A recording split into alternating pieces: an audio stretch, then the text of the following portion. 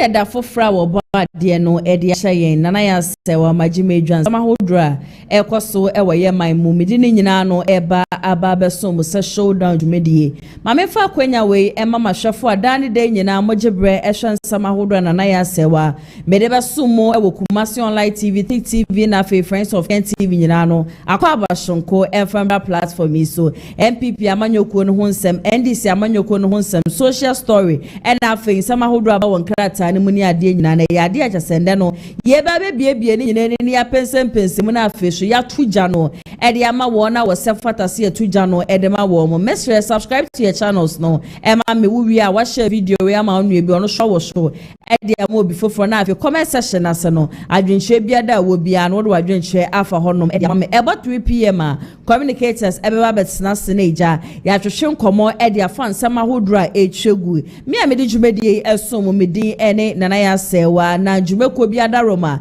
ɛna ndɛ no me de showdown dwumedie ɛso mo ɛyɛ Danis garage wɔn se men kan kyerɛ sɛ opɛ car atɔ opɛ car ti apɔ car ɛyɛ papa dia brabe pie mu ɛwɔ wɔn ahwe ɛyɛ car sahodoro na car bi eketedin bia no wɔn obi ɛwɔ mu showroom wɔn mekyerɛ kwan ɛnyɛ yɛrɛ kwan kra wɔn Kumasi Square wɔn ni TI Amas ɛna edi nhwɛni baby biada wo bia no car wo part on the press 0550623377 na mehyɛ sɛ ɔbɛhyɛ ne nso sɛ wɔn cars ne deɛ enkrata egu so ankasa ɛyɛ car bi a wotɔ a custom officers ɛmɛtete wa police for ɛmɛha oni ade obi amɛka nkyɛw sɛ o car we di yakɔ akɔwie free dɛbɛdɛbɛdɛ wɔn cars deɛ ɛyɛ papa ɛna afi nkrata so egu so saa so ɛna engines ne so ɛda wɔn cars ne nyinaa mu no ɛyɛ ade a ɛyɛ kama ankasa kɔpie ma wɔn aso ɛyɛ na car bi a wopɛ bi ano kɔna akɔgye wo deɛ saa so ɛna police band for so asɔmase ande no mede showdown dwumadie no ɛso me wɔn so se men kan kyerɛw sɛ wo hwɛ sɛ deɛ dan de nyina wo pu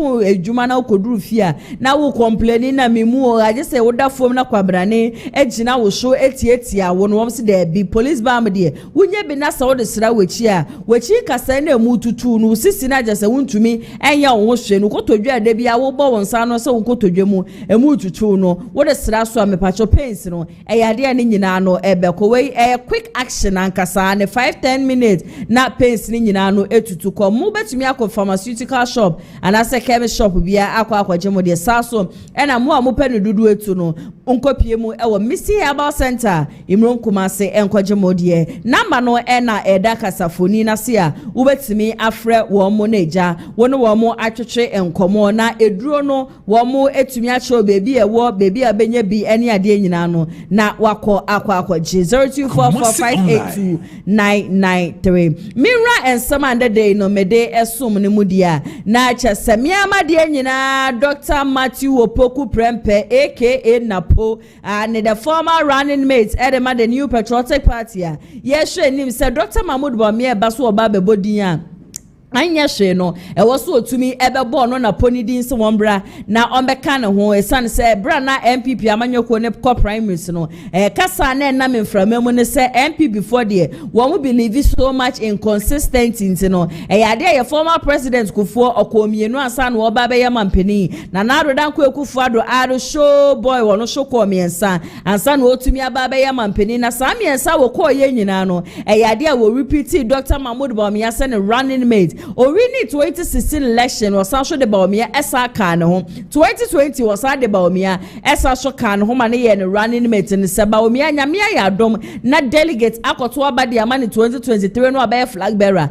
na ordinapo abasa na po me ye running mate 2026 dey ya wo mokoto ye nso no e was selecting napo na napo enso ebe ye running mate na ensama hodro bi ekoso wo MPP amanyoko no mu aba 2 to 3 weeks nie consistent yakan wasam sam according to the new patriotic party woman sama woman kenyina ne se kame akwaye se NDC amanyoko ba bemu enwehura no ya adosho dodo be ye di obi bo wane yakɔkye no obi posti we ya no wakɔkye no obi beka bibi kura de fa ba we hu a na yakɔ akɔkye no eno na nnam yamade nyina Dr. Matthew Opoku Prempe mesrɛ mo fanto kasafoni ne so emfa mame wo ka ne nsɛm na wo kyerɛ sɛ this agreement is democracy. So will be kabibia woni pano enya adwendie democracy, but insult is not. It did the attempt the debi. It did the attempt enya democracy. We may criticize leaders who are kwenya no se peni bi ade na enya obe criticize no obe chere se de bi peni asem ya wo kendie mena wo enya adwen. Challenging political parties and question ideas. Obe to me any political party bi yi nsama no se woni nipa no enya adwen. But when argument gives way to abuse, democracy loses its relevance. National, the moment I obe kasa edietia peni bi no na chese kebi ma minke bia mabuo na ye kire se wo man mu obi atumi ka na adwe obi atumi kebi no obi so akye na adwe ndi afa ho no. The moment I wodi edi atam ne ade nyina na bewrem no ade a eno no ye friend say democracy biom ane na NPP amanyoko when it comes to this whole issue maka ho asem countless times say NPP amanyoko anya hwebra na wa bem from 2017 and ko 2024 Ghana for the kokromoti no to abadema amo a mut free abe ko to abadi ti amo mu free abe mu no eniama hodro na wo hono ma MPP amanyoko no mo yeye anya hwe Dr. Mahmood Bawumia podi de bia mo ka say goal for oil policy Dr. Mahmood Bawumia na de baaye digitalization mo de achire Bawumia console no de baaye sa so na mo kire se na mo wa bem no mo ya agenda 111 project ni ade big push ni ade nyina no mo na mo siese mo na mo de baaye inti anya hwe na no party no ko opposition no party ko opposition 2 years okra na nyamaye but this is the time man ka mo so mo pentema kwa select mo flag bearer antem said ye be ya sa flag bearer na mo kwa select no obetumi aba be boa mo ene ade obetumi aba be make sure so be ne campaign antem said ye be ya general election ni dru ho no ma Ghana for ene kokromoti no ebeto aba ede man dia I feel say this is the time man ka mo communicators and answer mo tiktokers ni ade no mo be ka kire wo mo say they should go sell Dr. Mahmood Bawumia. They should make sure they expose this certain government on any maybe a womo ya niema no enye kama. Base kwabra ni di phone besi na nimba to 2B be didi atem ni ade de. Said ye miama de nyina Dr. Matthew Opoku Prempa aka no. Or said this agreement is not democracy ane. Enye se wo be gina hono ma ba be didi obi atem ni ade. Eno ene kire se aban ye ba ye. Anase no na kire se bia wa aban 2026 2028 I was a Ghana for edi kokromoti no eto aba edeman media meka sa asem we say NPP baby aba bedu say Dr. Mahmood Bawumia kwa fa running mate dia me amade nyina Dr. Matthew Opoku Prempe na po he is the right choice e was say Dr. Mahmood Bawumia selecting himself on my running mate because anya hwe no ye repeat wo Bawumia dia nipa na ye repeat you with no e was say the side nipa na eto aso me hu say propaganda hodro na ekoso Dr. you free yemu nyina pe ono abose radwa asafo nyina pe but they lie bad ye tiasi ya tachemada bojema bojedi emu efusani die napo ene safata so be running mate edema the new patriotic party meto asem so ede amamudia enna da ena mebesna fidie manum se mede beso mo se eyade a reverenize ko wushu bempa wo ke kansem bi wodi nkomo bi ane nkoma wodi nyina no all point fingers to the new patriotic party say wo mo ayenie ma bi wo makeka kansem bi ajasa sansam ne ade nyina no eyade a wo no reverenize ko wushu bempa ene ni endi ni especially abra wo mo wa be mu enna manu shunti no no reverenize ko wushu bempa kira say wakasa ede a che ne nyankopon say Dr. Mahmood Bawumia pa de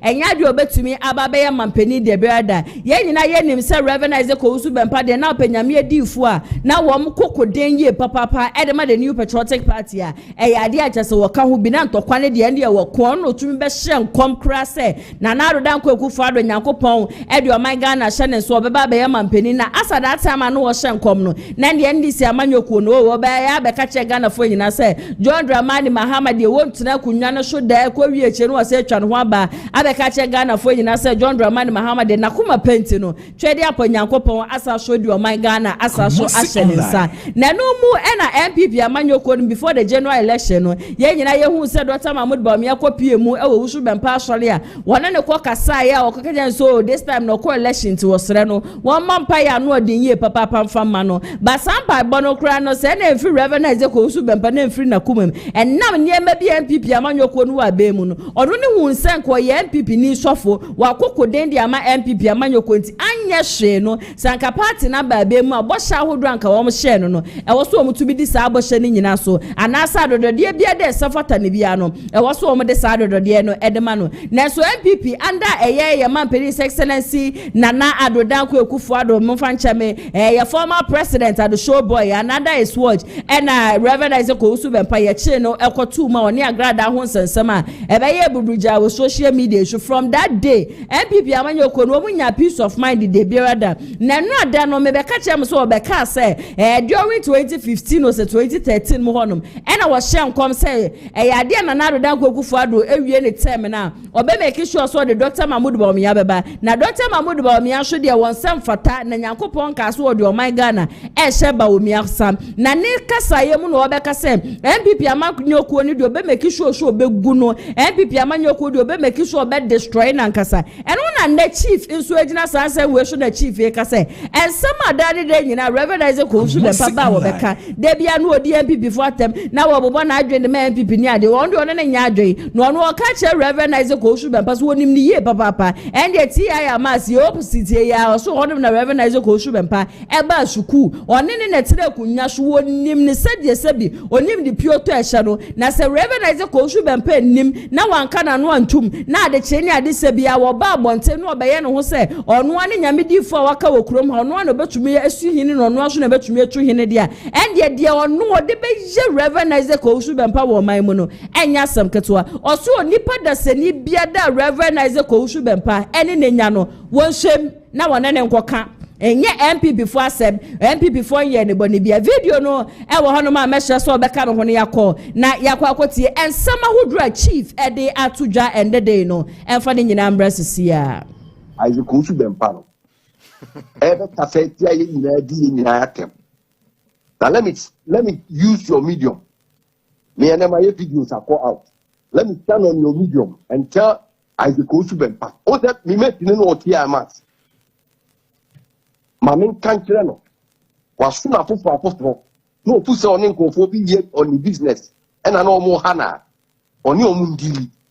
But o kasa on watching the tank. Or trap you more.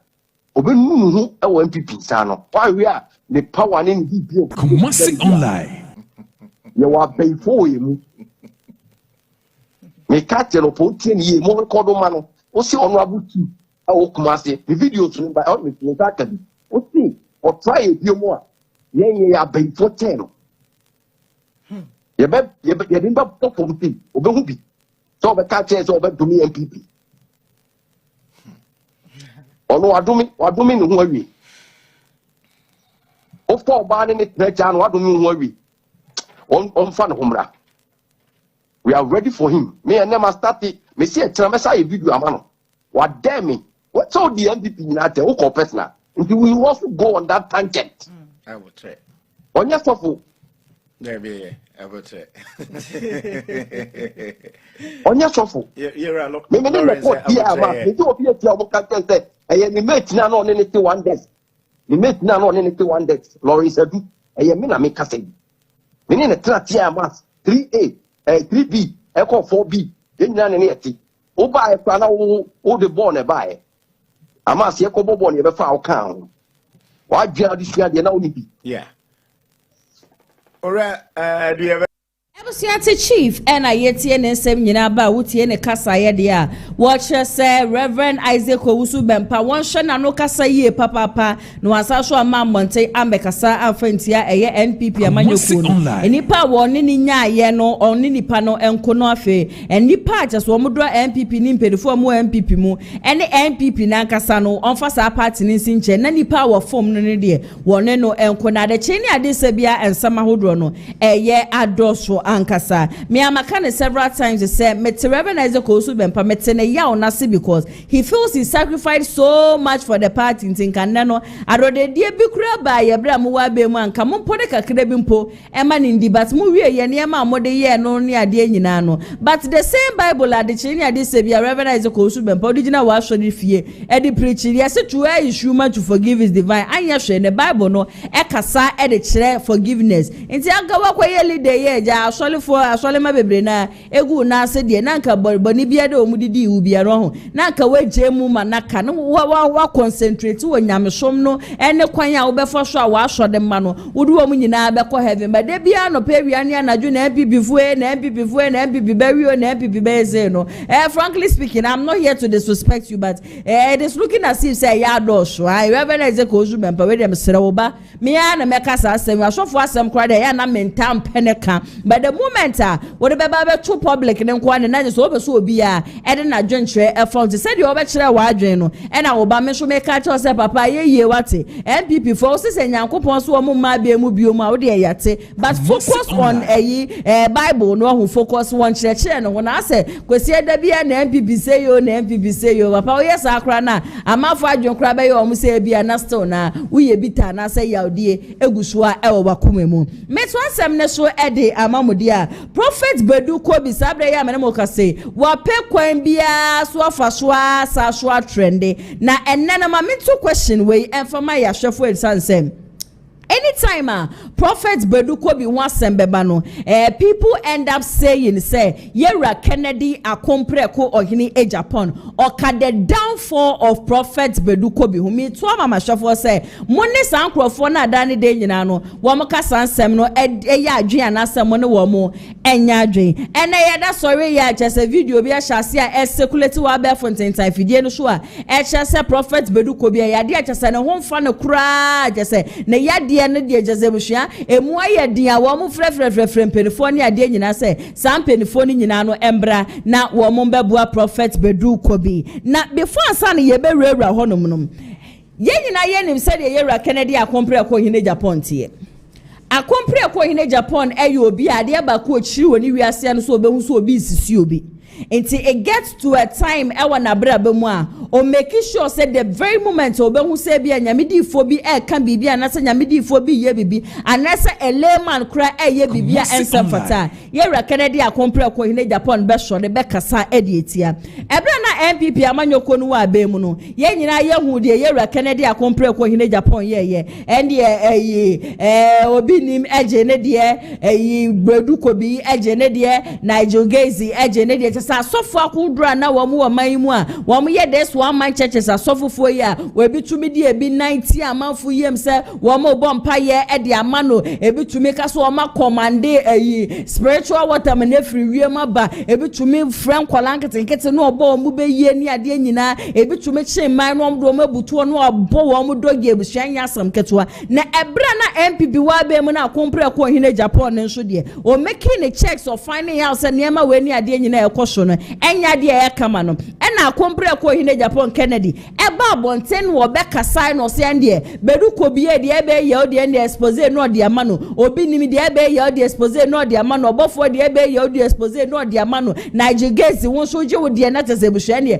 back and forth na Prophet Badu Kobi eyo obi a nanu ada ye nyina ye hu so ye fe say obi nim ba bonten e be pa acho say bibi biara course na to de bi kura wo mo hyehye ho ha obi ho no tumi ye so e na mani e frɛ na mi hu ade no a hyede a atinto show no de fani pere no so na ni pere ni ato obi nim na nkasa oba bonten be ka che Ghana for say niema ye ra KennedyAgyapong ko KennedyAgyapong de ye wo mu mbre bi etwem no sa niema ne mane elene ne lessons so sua niema bebre na di free mu e na niema bebre so na no ye wa solid dem na dodo na eyaza anyame na meka obi nim ene ba bonte be kan ya na videos no trend social media ni nyina so Badu Kobi die he has always refused to accept to agree to it say enamono ne so anase ne niema bia no oye ene ma ene ne niema wo ne japade o wo nyina no ahwere no obeka se bia Yera KennedyAgyapong ko KennedyAgyapong na nam ne so obeka se bia na MPP amanyoko na nam ne so ene me wo a lot of ni videos baako na oni delay ena na eyesa interview na okasa ede afa ho se ono no nyame ayadom nyame ehira no wo kaase ne ade otumi chebi na delay bi sansa na asore man nso otumi bia na no ka che delay se wan shuma na asole man se wo munye hiafo Nti uye saniema we ekeka saniema we nyine wie na ebusua sebi yesi kwase ni ti na agro ayede na agro negu nti wakeka sansem we nyina na nne wa sodi kwofoma. Should you still be blaming KennedyAgyapong ko hine Japan se enam ono ne so enama wa so wiegu ana? I've always said this, nyankopon ne si asore dan obi a osofo beji sika beto blocks beto cement ni ade, but baby nyankopon tumi wo no, not no human being born of a woman onipa desani bia o ma me wo 9 months o ma me wo 10 months obi no hono ma obetumi egu nyankopon asore dan se nyame difo wo ji hudi wo ye konkron wa wo hu ne se encheche pa na wo de ma wo nsore mba obi entumi ngu wa asore dan nti in there Badu Kobi blaming Kennedy, blaming the MPP, so I'm no meguna sorry ne the ebusia if I no mene nyadwe, but my compile a lot of videos from delay interview to bro about Bontemi say MPP for na ha no ntino e yade a wo ton ni fie na sorry dan ni ade na my compile sa videos ni nyina measure so be kam ho ne yakọ na yakọ akọhwe abasisia oh no watch cars blessing 202 wo da che enya media nyame ne the fans na me ma wo. But here for was sorry me boa. Man kan jom so mundi here. Enti na obi was sorry I bia. Fa ne so to kokwa na to ton aburo a watam ka che da. Wontumi handle. Wontumi handle car. Because kokko no to no ene car no. If your distance no. Okay. Prophecy number 1. Come share the kind. Tragedy happened to NDC in November 2020. Tragedies are going to happen to MPP December 2020. At Rentham, at NDC, it was one. Massive online. Only one. No, I'm not to Rentham near Bakon. MPP, December. It is not one. It's tragedies. I had to Rentham one. It will shock the whole nation. Number 2, Trump is the 46th president of US of A.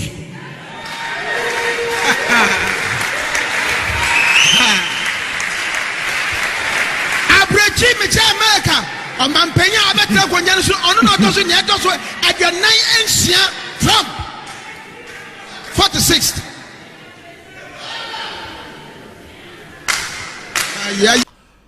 Tell me, what did the NPP do to you? A few seconds ago, you said the NPP destroyed everything for you. NPP messed me up in terms of my business, a whole lot. In terms that, like, now you can't move again.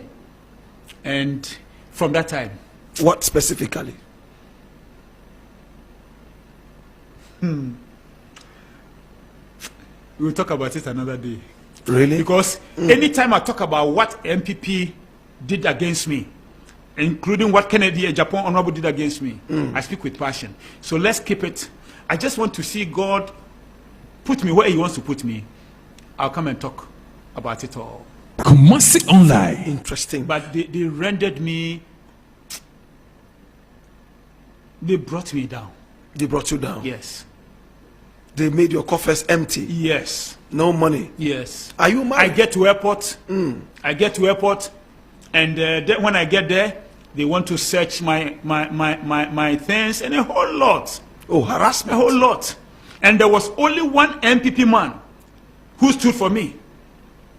I should have mentioned his name, but for I think it would be good to mention his name. No, for political and reasons. His flowers. For political reasons, I won't mention it. Okay. I don't want it to be like I'm bringing. No. So they were searching you. I get to airport. By the time I get there, they are asking. I'm driving. They will stop me on the road. They will search my car. So it was a political agenda against you. Political agenda with some pastors behind it, so that they bring me down. So you don't like them? MPP? I have nothing against them.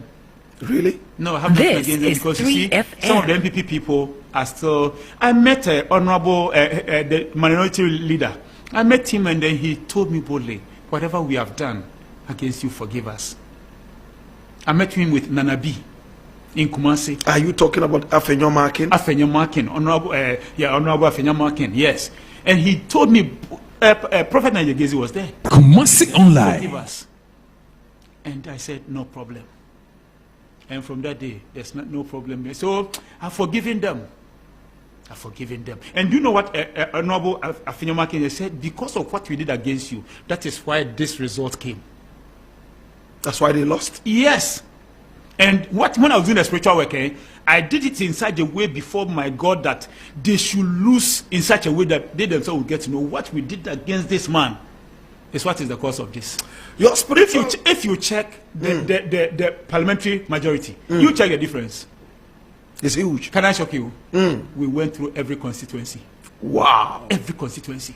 Wow. And we spent thousands of dollars in a constituency. Well, you sharing the money? Some places orphanages. Wow. So if I tell you the constituencies are a lot. What is it? Is it 200? I think so. 276 constituencies. So you check. And if it's thousands of dollars for every constituency, you check. That's a lot of money. And that is what some of us did to shift the whole parliamentary to NDC. Temporal. Jesus Christ. How can you drive? Many cars too, Nansenya Nina 4 wheels, but I had to get it off because of that. Papa Badu Kobi. Yes, sir. Oh, Paul was sorry, Diana. And yeah, they made Thomas sorry, I could. The information she say, what the car and two pound Yakuchiaka. Kase, a cabin one ameboa. But can't buy just because of few things we did in elections time. Okay. Papa Badu Kobi. I can die for Diokana. I don't know. I don't know what do bika. I did maybe we are saying life. It is now fleet of castle. And you mama. Me say KennedyAgyapong. This is Badu Kobi. Namia frame. Who do a power position 50 times? Oh, me that. Catch Ghana for sa prime minister. Nenye Bawumias do ne KennedyAgyapong dia. Una dane no. There be na odi nipa bone. Na wakwa akodi the flag bearer. No sabe ye dede more. No sabe dem be crazy. But enya for what sorry me boa. Man kan jomso mundi here. Into no obi wa sorry e bia. Fa the sort to kokoa na to aburo. Awatam ka hye da. Wontumi handle. Kokoa no to no ene car no. Okay, distance no. Okay. Time changes. Papa Badu Kobi. Yes, sir. Oh, Paul was sorry, Diana. It's a meton. A church or board. Nyamia kasa chere me say we must leave that place. Because since MPP ba power no. Omo break me. Una ma MPP lu support us na o sorry tia me no na wa fa nwadi. Nyankopon kra be pa ne show. And then Uncle Fobu said, "Me say Kakono, me say KennedyAgyapong. This is Badu Kobi. Nyamia frame. Position be. Our Ghana ha. Abra me Nyankopon tia sia me so tia ase no. E bi nsi da. We do power position 50 times. Oh me da. You are hit. There be nothing else sorry tenancy. No forbid nesi wo sofo. Eni obusu ni winni mo no. O se me kwatena me radio station na ma se no. Abra winni me. Flabber and comfort. Papa, utimi fie nyame ni kase obi akum ne ba. Papa, only say criminal matter. Yes, you ba sabi na me gina obi. Thank you. I'm so happy to hear this. I didn't know you were there. No, I came. So how can you go and lie say na Badu Kobi akum ne ba? And does he know what damage it has caused me? It has caused me international damage. Oh. Until Freddie be surprised to hear say Badu Kobi has debts. Now that is where you wanted it, so I've hit it. Freddie might be surprised to hear Badu Kobi has this because internationally, no, those who do business with you, almost shame some say you are a criminal. And you kill your son, you drink blood, you do this, you do that. When a boss, it is so difficult to Kennedy said, "Ope, Anna, Badu Kobi no back or da beach and Sakumo police coach and some kind of Sakumo. And I give you the opportunity to call them and ask them if any case be above sir. Into which I said Badu Kobi. Necessary. I just ask everything. And he says everything. What can I mean, Yankupama? What for Wendy? Badu Kobi eba breaking news na kwakwa na aba Badu Kobi KennedyAgyapong fie na okokoto ye me Badu Kobi da omuchiro temporal. What temporal omuchiro? Yes. Jesus Christ. How can you drive now? Many cars too, Nansenya Nina 4 wheels, but I had to get it off because of that. Papa, Now fleet of cars. And I won't talk. Who red car be, but you're not the buyer. I won't talk. And then I'll be losing. Do you have access to your bank accounts as we speak? Let's put that aside. Do you know what party no? Yes, I know.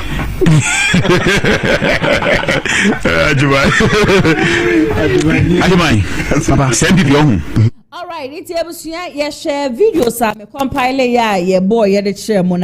At a point, dear just a Badu Kobi say 2020 election and ya dear MPP be we need a brother John Dramani Mahama and a baby. At the end of the day, no sound commission no ambem. The same person a bra watch check us and ya dear ye beside delay interview beside so na be no sorry for hoibia obi ton we bro kokwa ya to so ne ade so no wan so obi aso obi an ye hie new ono he didn't send anybody na obi a ye hie ni out to kokwa de one card de e fa ho be nti they are lot. It got to a time where this same man of God eba bonten ebe didi ya santa format tem ebe che na igbe format to say fanta format to say asanta format to say wo mani brad ye che say ensam abusua na esoso che nkro yi e na asa that time nyamedi foi edeba bonten wo be kan ni nyina enne na sori egu a he is blaming the NPP and blaming KennedyAgyapong KennedyAgyapong. Would you agree with him blaming them? Say na mo almost so na say na yera Agyapong so and send me obeka yes pose bi obeye ye ne ade and na ma wo no Badu Kobi na asole ne egu ya je say na me no so kra na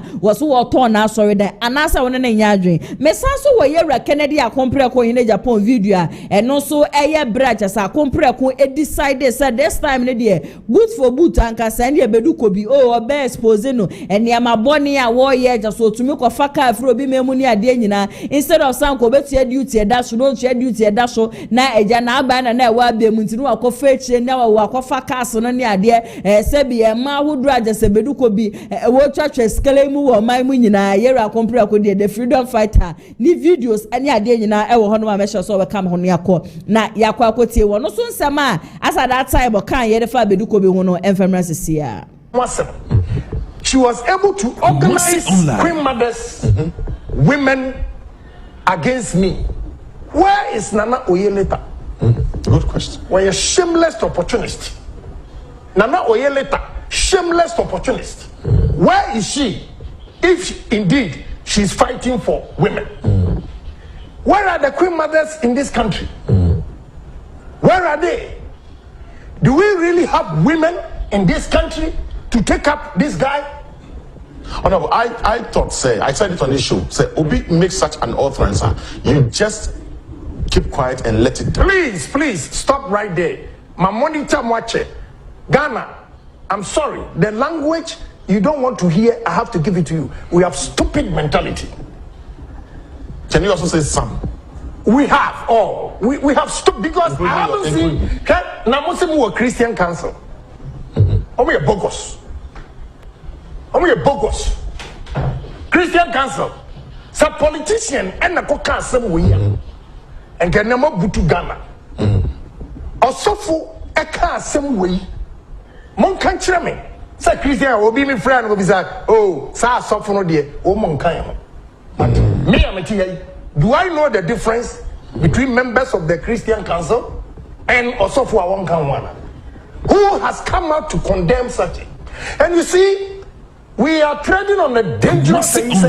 Look at what is happening in America. Yeah. Donald Trump, where's Oyusu? Racist comments of making. Look at what happened this weekend. Yeah.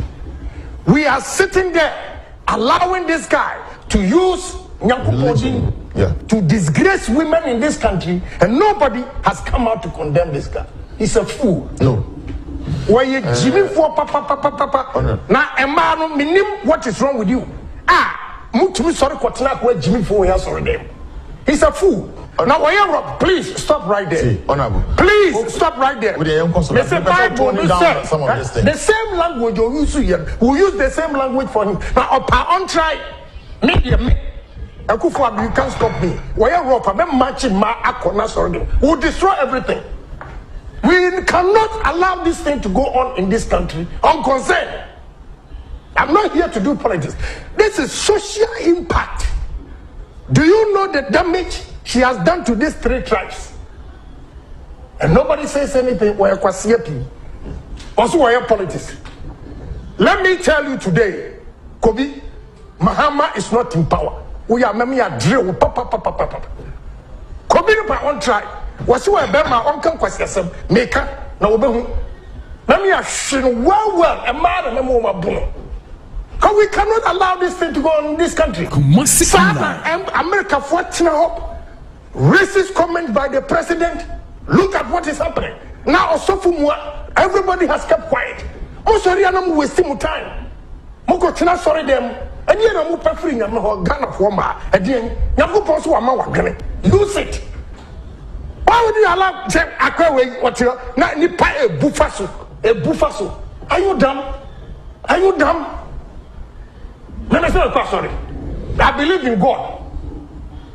Then Yankupon Owomimu, etin must sorry I'm not pay to stand up to this guy. What is going on? I always tell you people, Ghana for say, I sorry now mokon too much. And religion is impeding progress in this country. Because when you panon sorry and no pa, I was a Wontumi kikano, Equadia, what didn't wash your soft in Yankupon. Say Yankupon.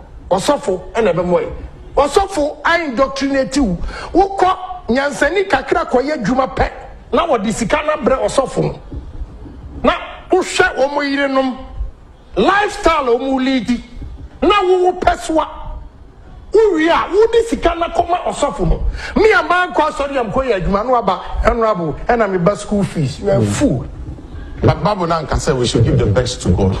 And I want to be Nyame representatives. Oh yeah, Nyame na chira me say sika na wodi ma Kobi Jimmy for no. Ono what they command I'll be very happy say you better sir. I want to stand up to him. But because me who say Ghana for mu ye nyatwom. Na man crowd na asantifo mu wo hima ho. Fantifo mu wo hima ho. Aigbefuo mu wo hima ho. And you see, if you listen to the words he used, say, fancy women are foolish. What did you want to tell Santifo man? Okay, you say, I before Madi, only a dormant. What did you want to tell Fancy any Santifo man? Because Santifo man, only a greedy, Ukotomu, Ukofuarumu, a Befia, Uakoto Musio or whatever. Now, Bema Jimmy Phobi, Ojina, no, you. A member no more Jimmy Panano who are sorry or babies who Kumasi or sorry, what in some so be any pians high, na member a Jimmy Fono, no more son. What is going on in this country? And nobody, over you soon Yankuponti, everybody is afraid. Now, we should tax a soft phone. Let me tell you, Tommy. A sorry no one can say it's soft. And maybe I won't tax one. Also, church you should pay tax. Yeah. Every member of the church, because you pay tax. The workers in the church, you mean? Let us ask them. So, tax. Let's ask them what is going on in this country. What is going on? But I didn't so that we can Ahemphone, Hema, one more the various regions now you can't want some. One would mean standing up to say, I'm so disappointed. And Ghanaian women. Have you tried to find out why? I don't need to find out. But this home and Raminam Kumasi weekend. What are you guys doing? It's a big insult. But what's the Bible? Do my anointed no one touch, not touch my prophet. Who is anointed? Akwe Jimmy Foy or once we are anointed. Why? So for Kwasiawe, most were anointed. Anointed for who? Anointed for who? Tell us who anointed him. Go check in the history. Cromfo pan or the other. One more cromfo. First, and one more Yankumadino, and then one more change in Yankupaga. Most of them, if you want to go to church, go to Catholic church. At least, seek out the woman. You know what they use it for. Methodist for will show you. Anglican for will show you. Presbyterian will show you. But this one-man churches, most of them. Nagana Fonsu Pebibion, Sauko Catholic, sorry. Now I can't My Father who art in heaven, hallowed be thy name. Give us this day our daily bread, and forgive us our trespass against us, and lead us not to temptation. And we all the Lord you. We are ready. Christ have mercy upon us. Lord have mercy upon us. Christ have mercy upon us. Okanyami asemi one kan kire ne se wo maami na eye wo wo papa na eye wo waduma eye ye nu nuaba wo fie na eye wo nti now they don't want to go to those churches omu pe ehun zemhunu atie na wo hwe omu sori anopa na no me kofosu anopa kasoa ekwamu ho ba bi say ya so dan wo right and omu twam no omu twam the traffic Baako de right who free for super right just before the toll. Who do hot 2 o'clock traffic. Another one so who call for sua and also right is Shemusa. Yeah, and also traffic. Na anopa obekwa dwuma adwada nopa. Kwasi ada omako all night. E ma de achiwo mu adwada nopa. On a more serious note, MPP is doing marvelously well. Yeah. So we cannot allow people like Badu Kobi to change the narrative and destroy the good things MPP is doing. We are doing marvelously well. Yeah. Badu Kobi and winning a young form mahu. Omo to go school free because a car Badu Kobi and Kobi and go school. Nana junior that to say or no na junior that to say share batano. Now you know ko konya nyankuma dufo no bi no mo nane na dwene ne kakra no ba o ya be biti wo mu a o ma dwene adate nkuto no na wa hu se obi atimi ko school na dwene mu bia o ma ye se bi jimi fo te se ono ena wanya kwan abu no se ya ba ye collection so ati akwa ba ko ni bufu afu no o skapa wo ye adwuma na Badu Kobi ada no de ni sika man saa ni and then the bufu of that thing, you want to a well. Aha, and you Badu Kobi and about. Yeah, on material years. About. Down. Aquan, where did he seek? Badu Kobi, Badu Kobi, one and in. Wow. And then you have one new bassa. Really? Sana min go for me ni mo nam si bebre. Hey, and we are no money woman and in the normal. Yeah, unbelievable. What I said, the mama share Ghana ye or minor senior yesi ebunu kono. President Akufo-Addo and a pump for they are doing marvelously well. So we cannot allow people like fake Asofo like Badu Kobi to come and destroy this country because ya man kwanya amana ko wiaka. Ebusiati yera Kennedy akompre ko hini Agyapong. Hey. Papa we die.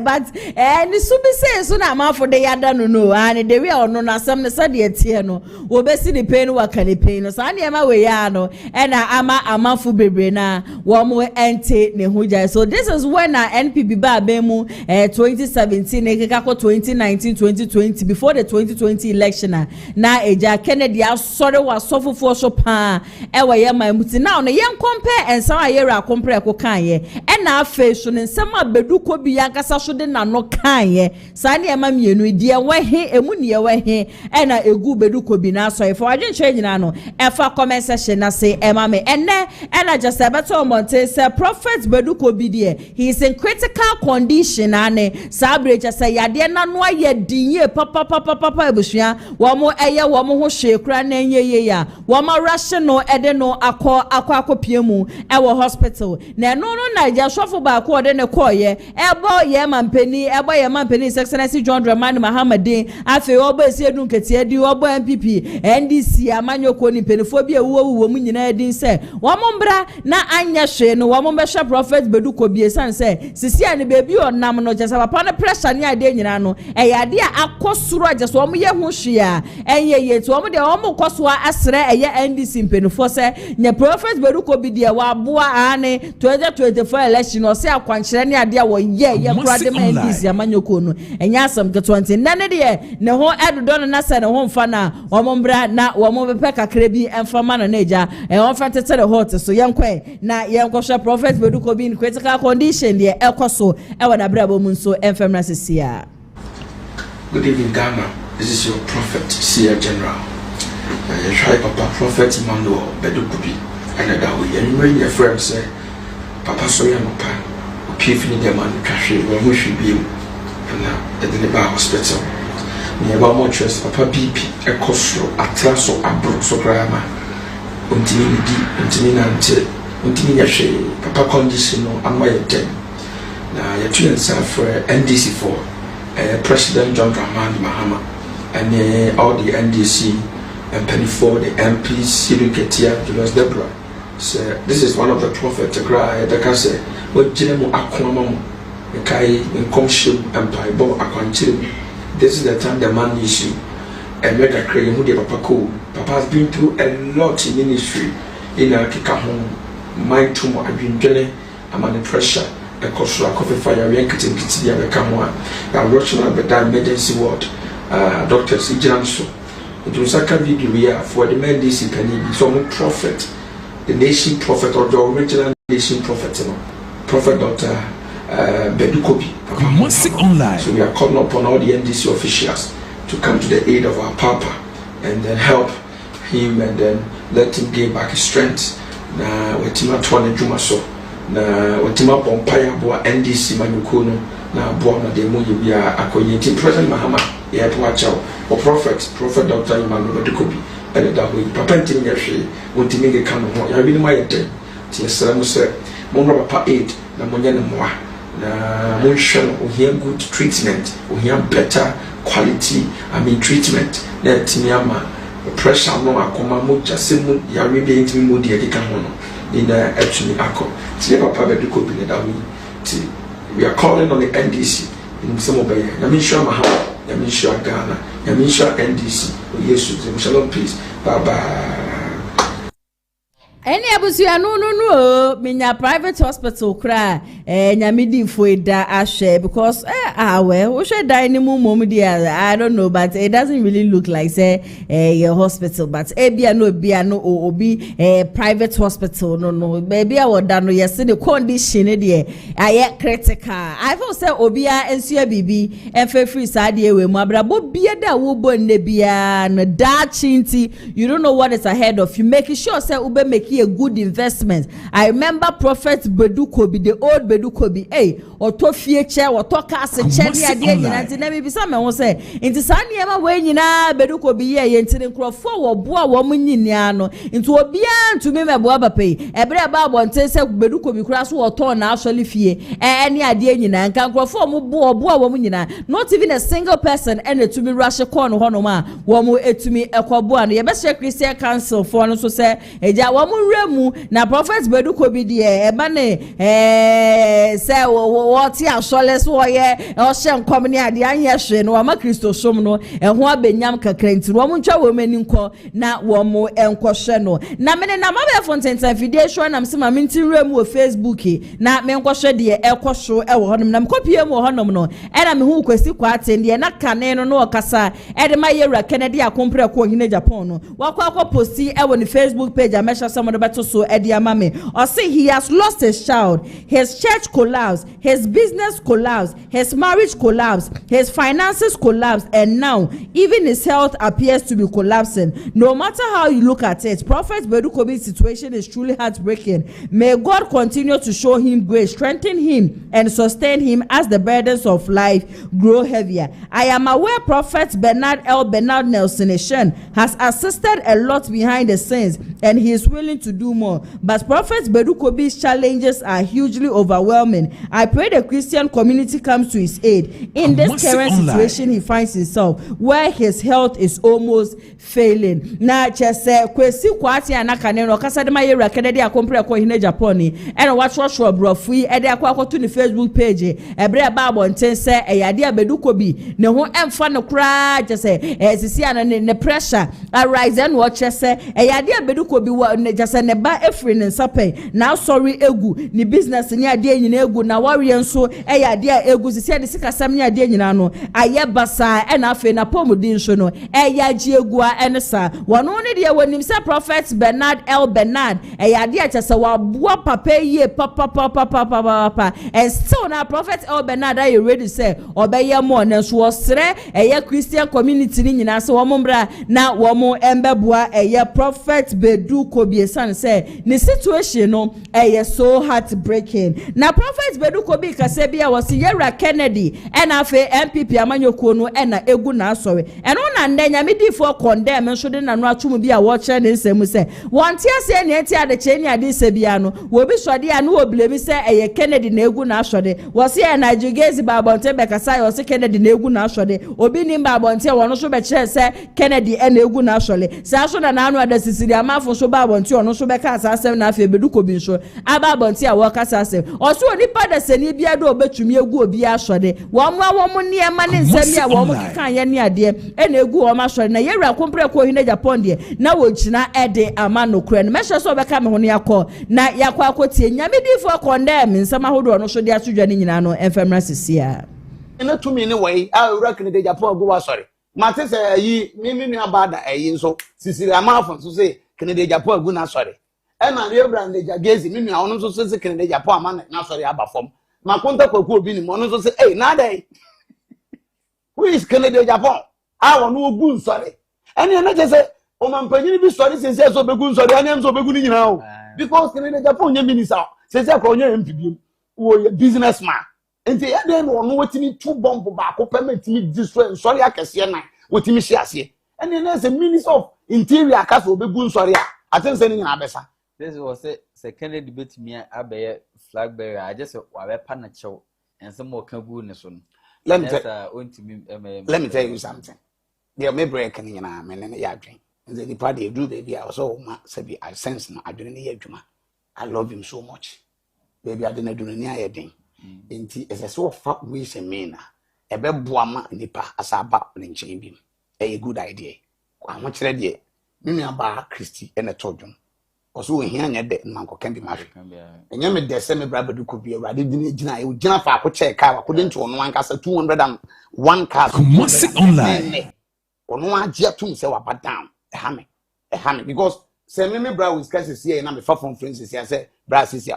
ne wife are me first of my missus obit ma send me scan the day na me kopre ne downfall never nemom de woman ne say say okagentia no so no bi kwan obefa so obetumi aso bi me no me boss honorable KennedyAgyapong na me kan bi jo wo type a okan asem wi a wawie sanity ebiem wo vision say debi obetumi abaye panyine e wo man mu na say wo saa ni so ade hu no as a leader no wo spirit of acceptance yintumu hu nti abiri bia no wonsi wanim kwan na won say wo ne ma no sa akola bi kura frɛ wo say mrebu tia me na so a for your future because of your future because of your vision because of what does it mean they be opposite wo ko duru nti wo say wo accept na wo ye hoyi nti say you Badu Kobi ni na busua nko akwa say wo mfo mu vote ma wa ebetuma mo lose election so as a person who has a vision to be a president or leader in Ghana future na wo say obi nya frɛ wo ka kire wo say wo tia na so pe wo so call for apology very nice idea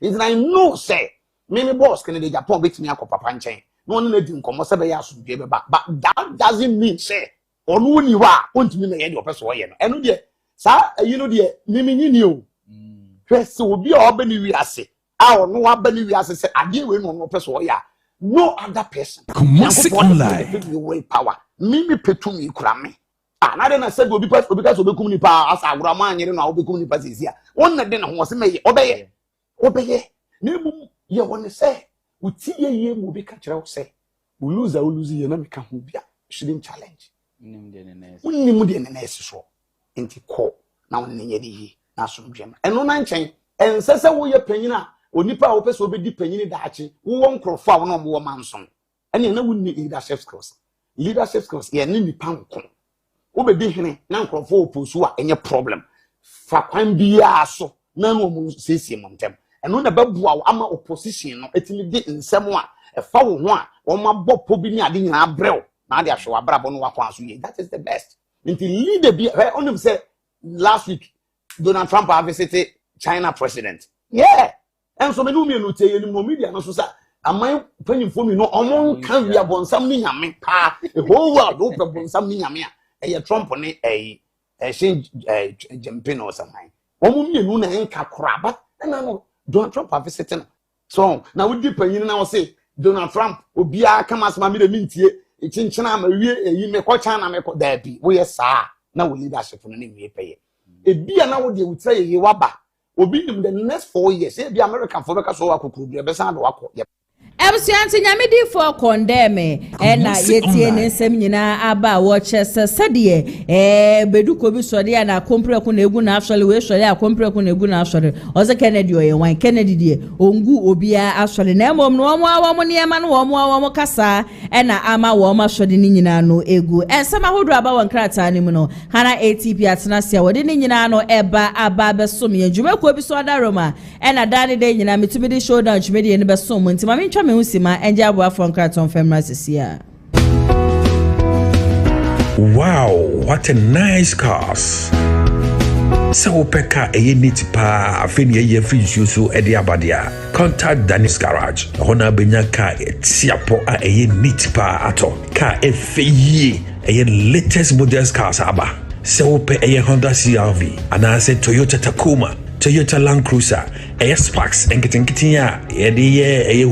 Nijina Ubenya Bi Award Danny's Garage. She say need to be cry Diamba, a Honda CRV, a hybrid engine capacity no 1.5 entry fuel, Ubewood Danny's Garage, a TI Ahmadiyya opposite 1 Frewa Homa True for 0550 623377. Eho Anna Danny's Garage, Ewo.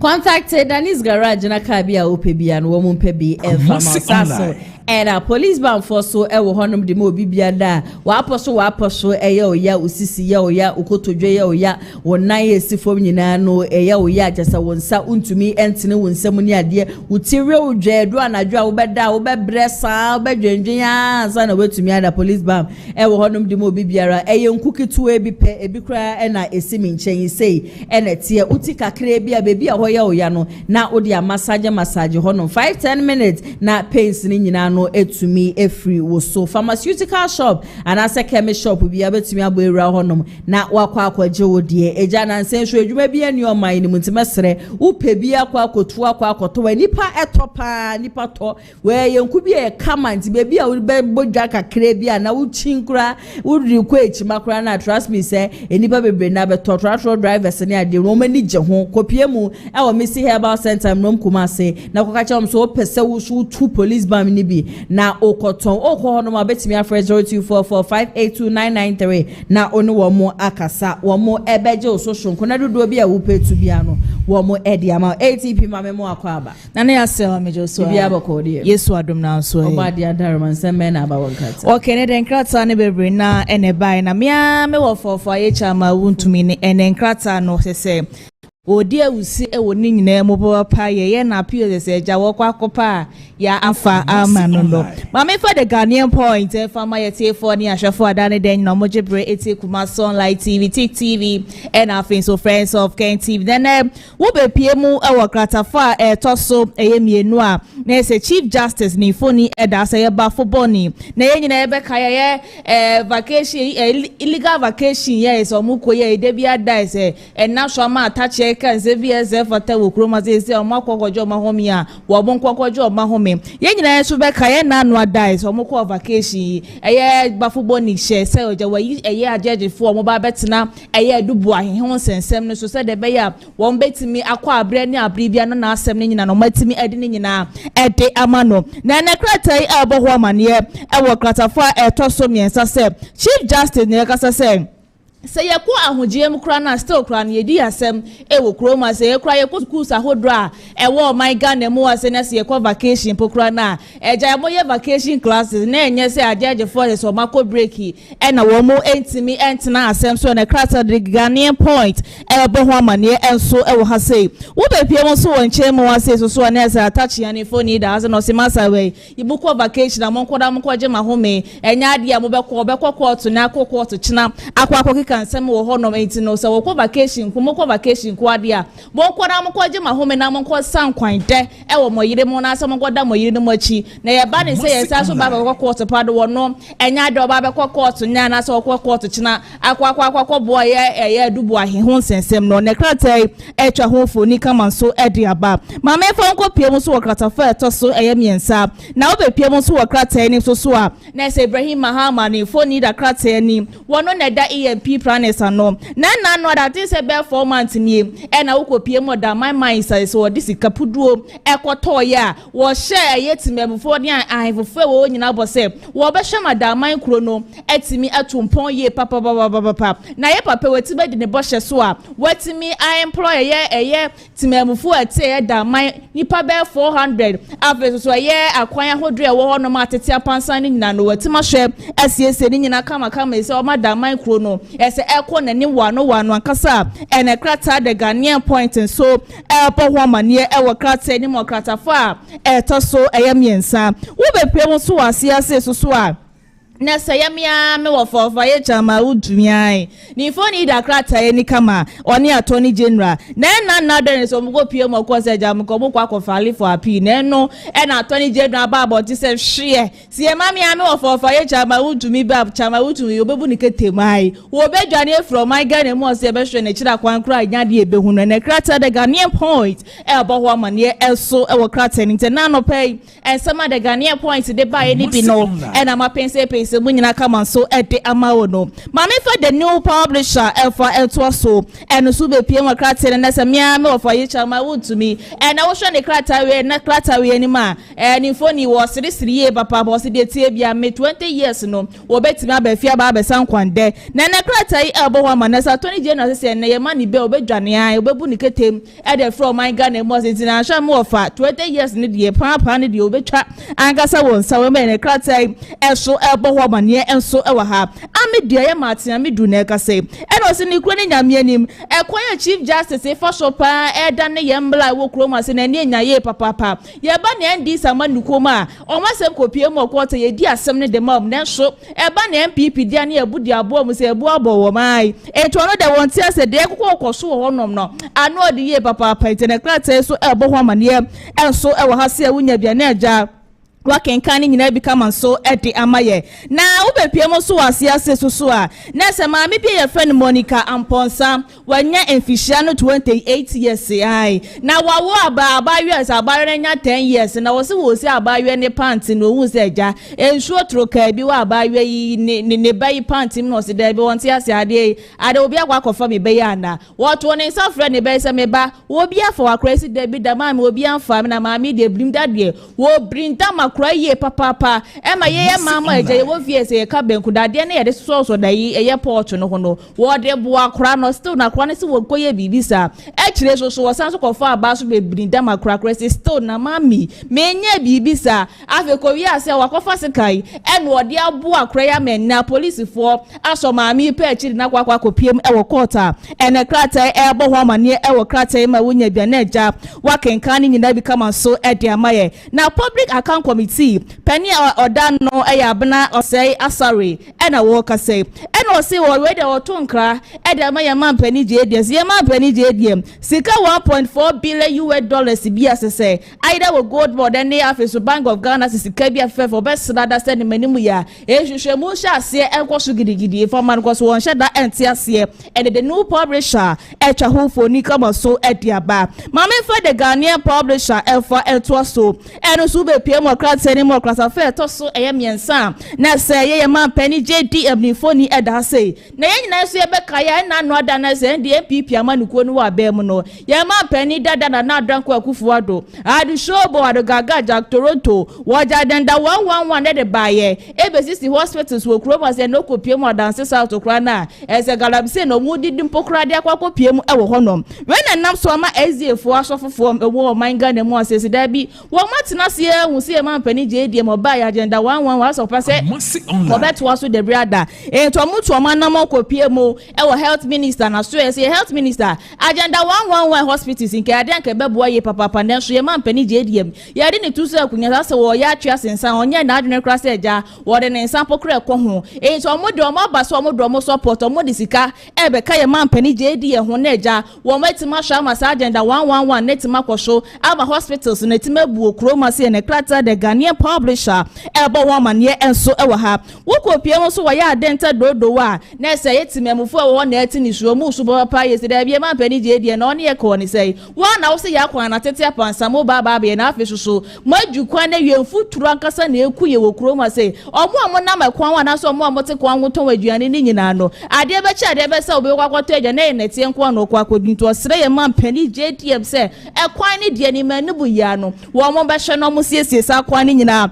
e fa e ma wo mo ne krata so e bo ho amane e wo the new publisher mama for daily guide e fa ento so eno so be pie mo krata ni so na se Ibrahim Mahama ai wo ko pie mo daman se o se o ma daman aba ye krabe hwe ye papa e de fediagrai promise wo mo se wo ba be je sa daman mines no wo be hwa mempuntunyo matima ba ho no wetima hwe ai employer na se wa fan crofo bebre na adwuma wo ho no me so mo ya wono na Ibrahim Mahama na echu omuka akwan hodura wo no wetima hwe atro staff ni nyina ze wetima ye nyina kama edama wo ma ne daily guide e bo ho amane enso wo krata fa etoso miensa na abepie mo so won chemu ase so na se mia me wo fofa ye jama Wontumi ai a 20 January se da bi da ye ma mia me wo fa bi da be dwane de fro man ga na mu ase ne krata e bo ho amane enso e wo ase san so na e vacation legal vacation na e ya judge for mako breaker de tie ye 20 January ne Chief Justice de tie bia na ono na ase na dubu ahen asem ne ko ade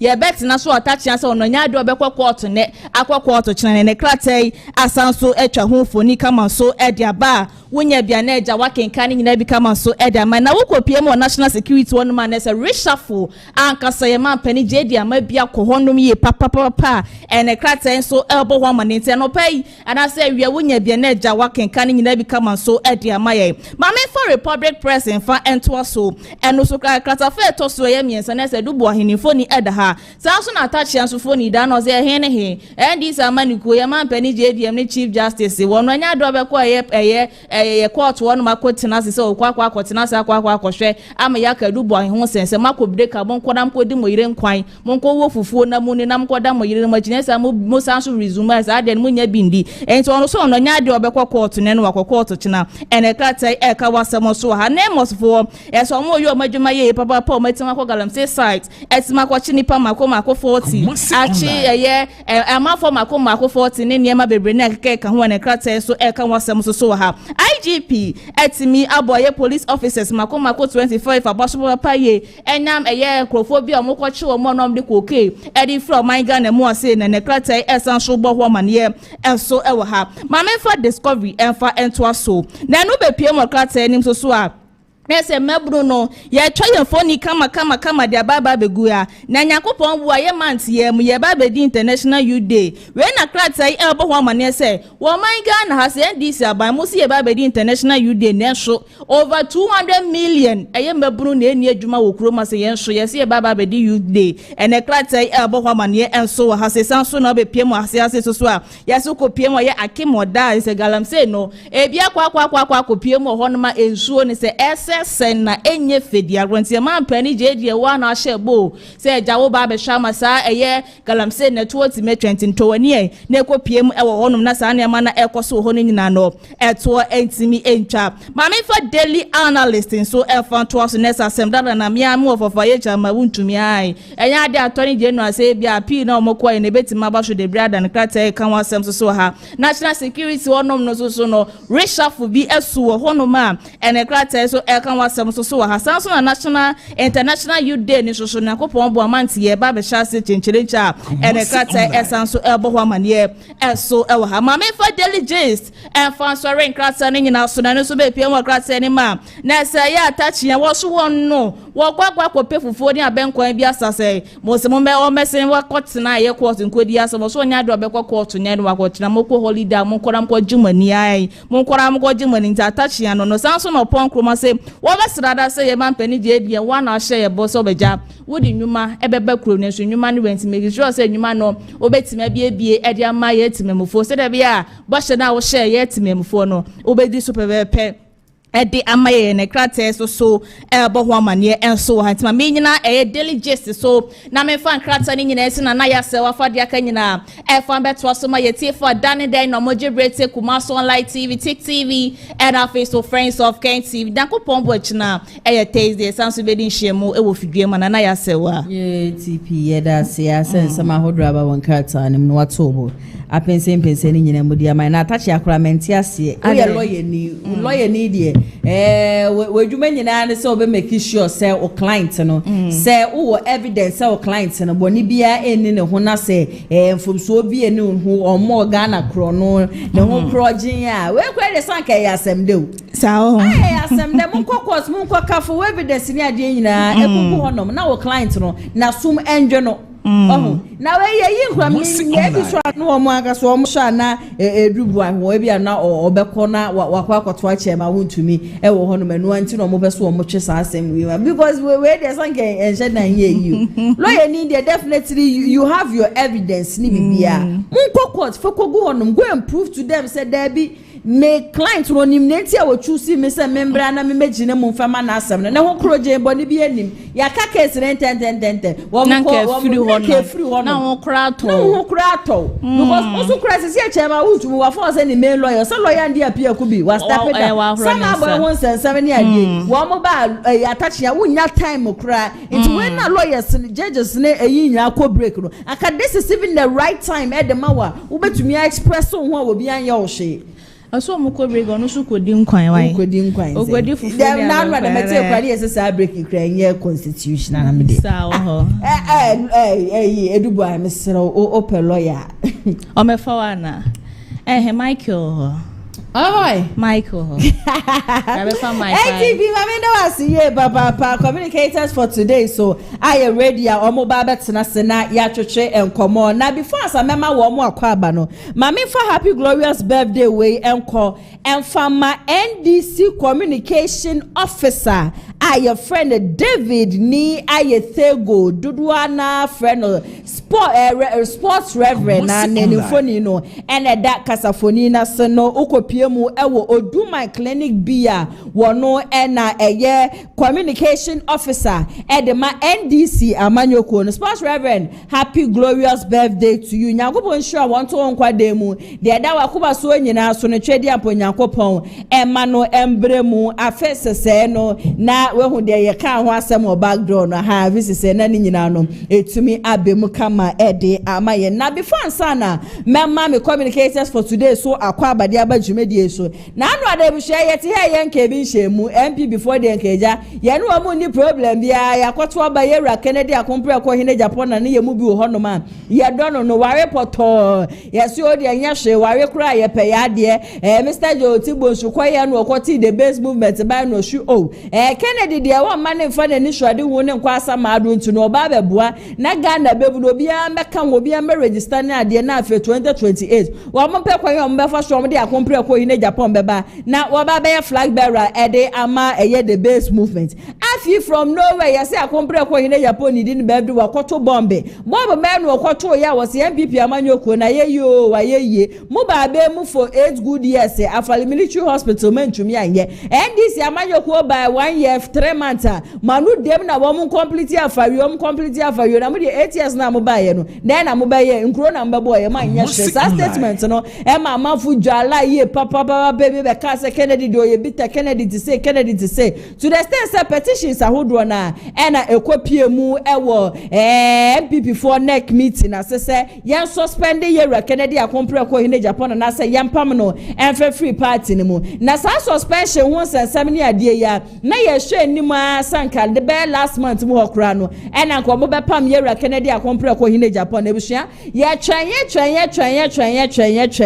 e ya de agese entumi ensida ene de chairman bute akasa chairman bute edi nkomo bi a ensema hodo chairman bute e ka nyina ne sem MPP amanyoko no enkrofo de petition be de petition ne de enye ba ko nye mienu nye miensa nye nan nye num nye nsia nye nso nye nkro ensa su ye du na je petition ne de edo su ye papa no de petition na ne saka ye nyina no no chairman buto oye national chairman na de man the new patriotic party na nye ono na obebie mu oye ya no se the disciplinary committee for mu nso me na mombie mu na mu tietie nsam ne ade na sa akompre ko ye se ye be pam na ne pam na ye be suspended no so a ye suspended no avio so mu ko chief ko frɛ ye KennedyAgyapong ko KennedyAgyapong no so no ni o man yi mu e na onye ready so wo ba be hia wo mo besin ne neck meeting no mo ko ye ne petitioner ekopie mu we disciplinary committee according to the national chairman of the new patriotic party.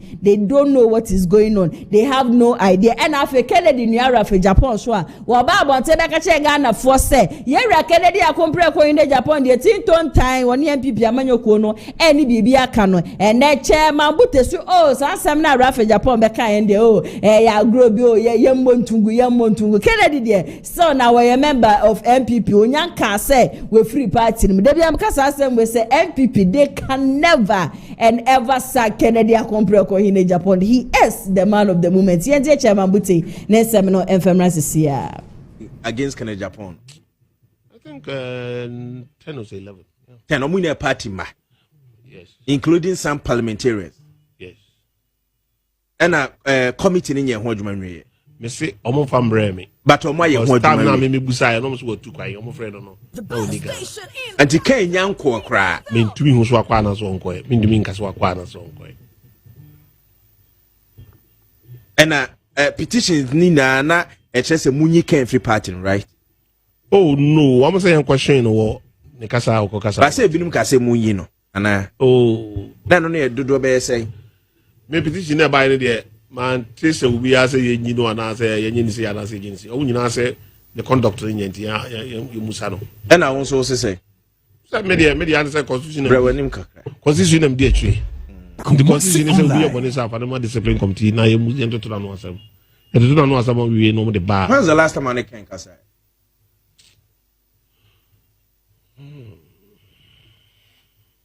think last 2 weeks or so. Friend also or Dubai. Oh, Dubai. Yeah.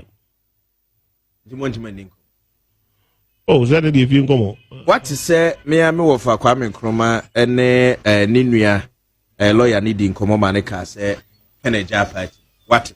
Kampoku de onye baba jano. Ah. Oh, Kampoku asem de asem me va asem. Me na me wo fa ma, me so Kampoku je papa. That life man. Ken nua keto lawyer no nya papa. Ah, sabe me ofa ba no, me nua no, onya papa. Me kaza mo kan ye no. Enye no kre. Me da me da hu. So ani need go na me nyina ho. Ela kan no so kan try me. Fa pan ni mi say. Ken say na what say e wo radio so say. Ken nya me ofa say we me cousin. Onya me ofa say. O cousin ti ada na won fra ni mi say na uni nua keto na wo kan radio. Na no fa. Me menti wo na wo ka kire me. Na won tie na me kan so onya papa no. Ah, sa wo bo ni di na me hu na da say Kwabuku de minim zeni wati enti do mezo wanya papa wazo wati ase mina mso wanya papa wanu anzi di mzema kaje wanya papa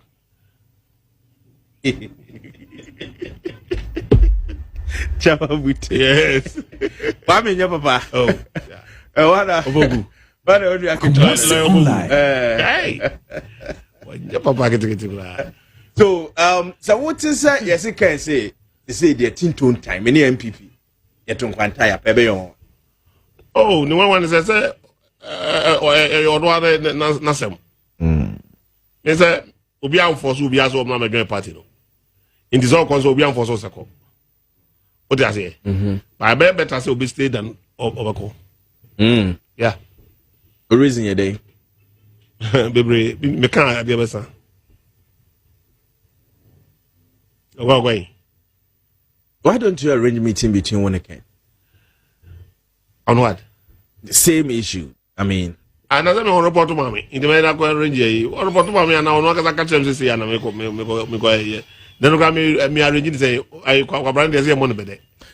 You see, after the maybe about 29 and be a party measure than wedding come but as an acting chairman, Edema MPP no, chairman Wontumi, what you call no.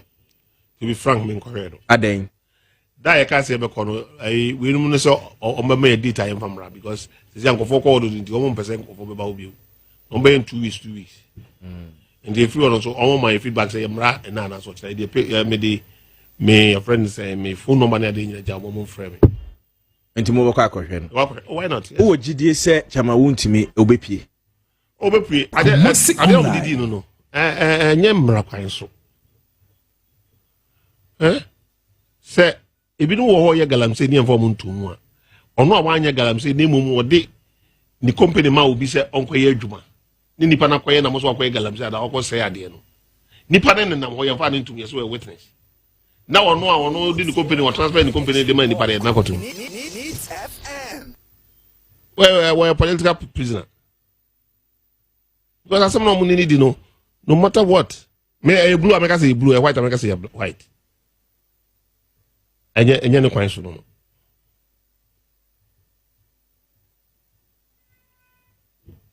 Apart from that, a limited liability company.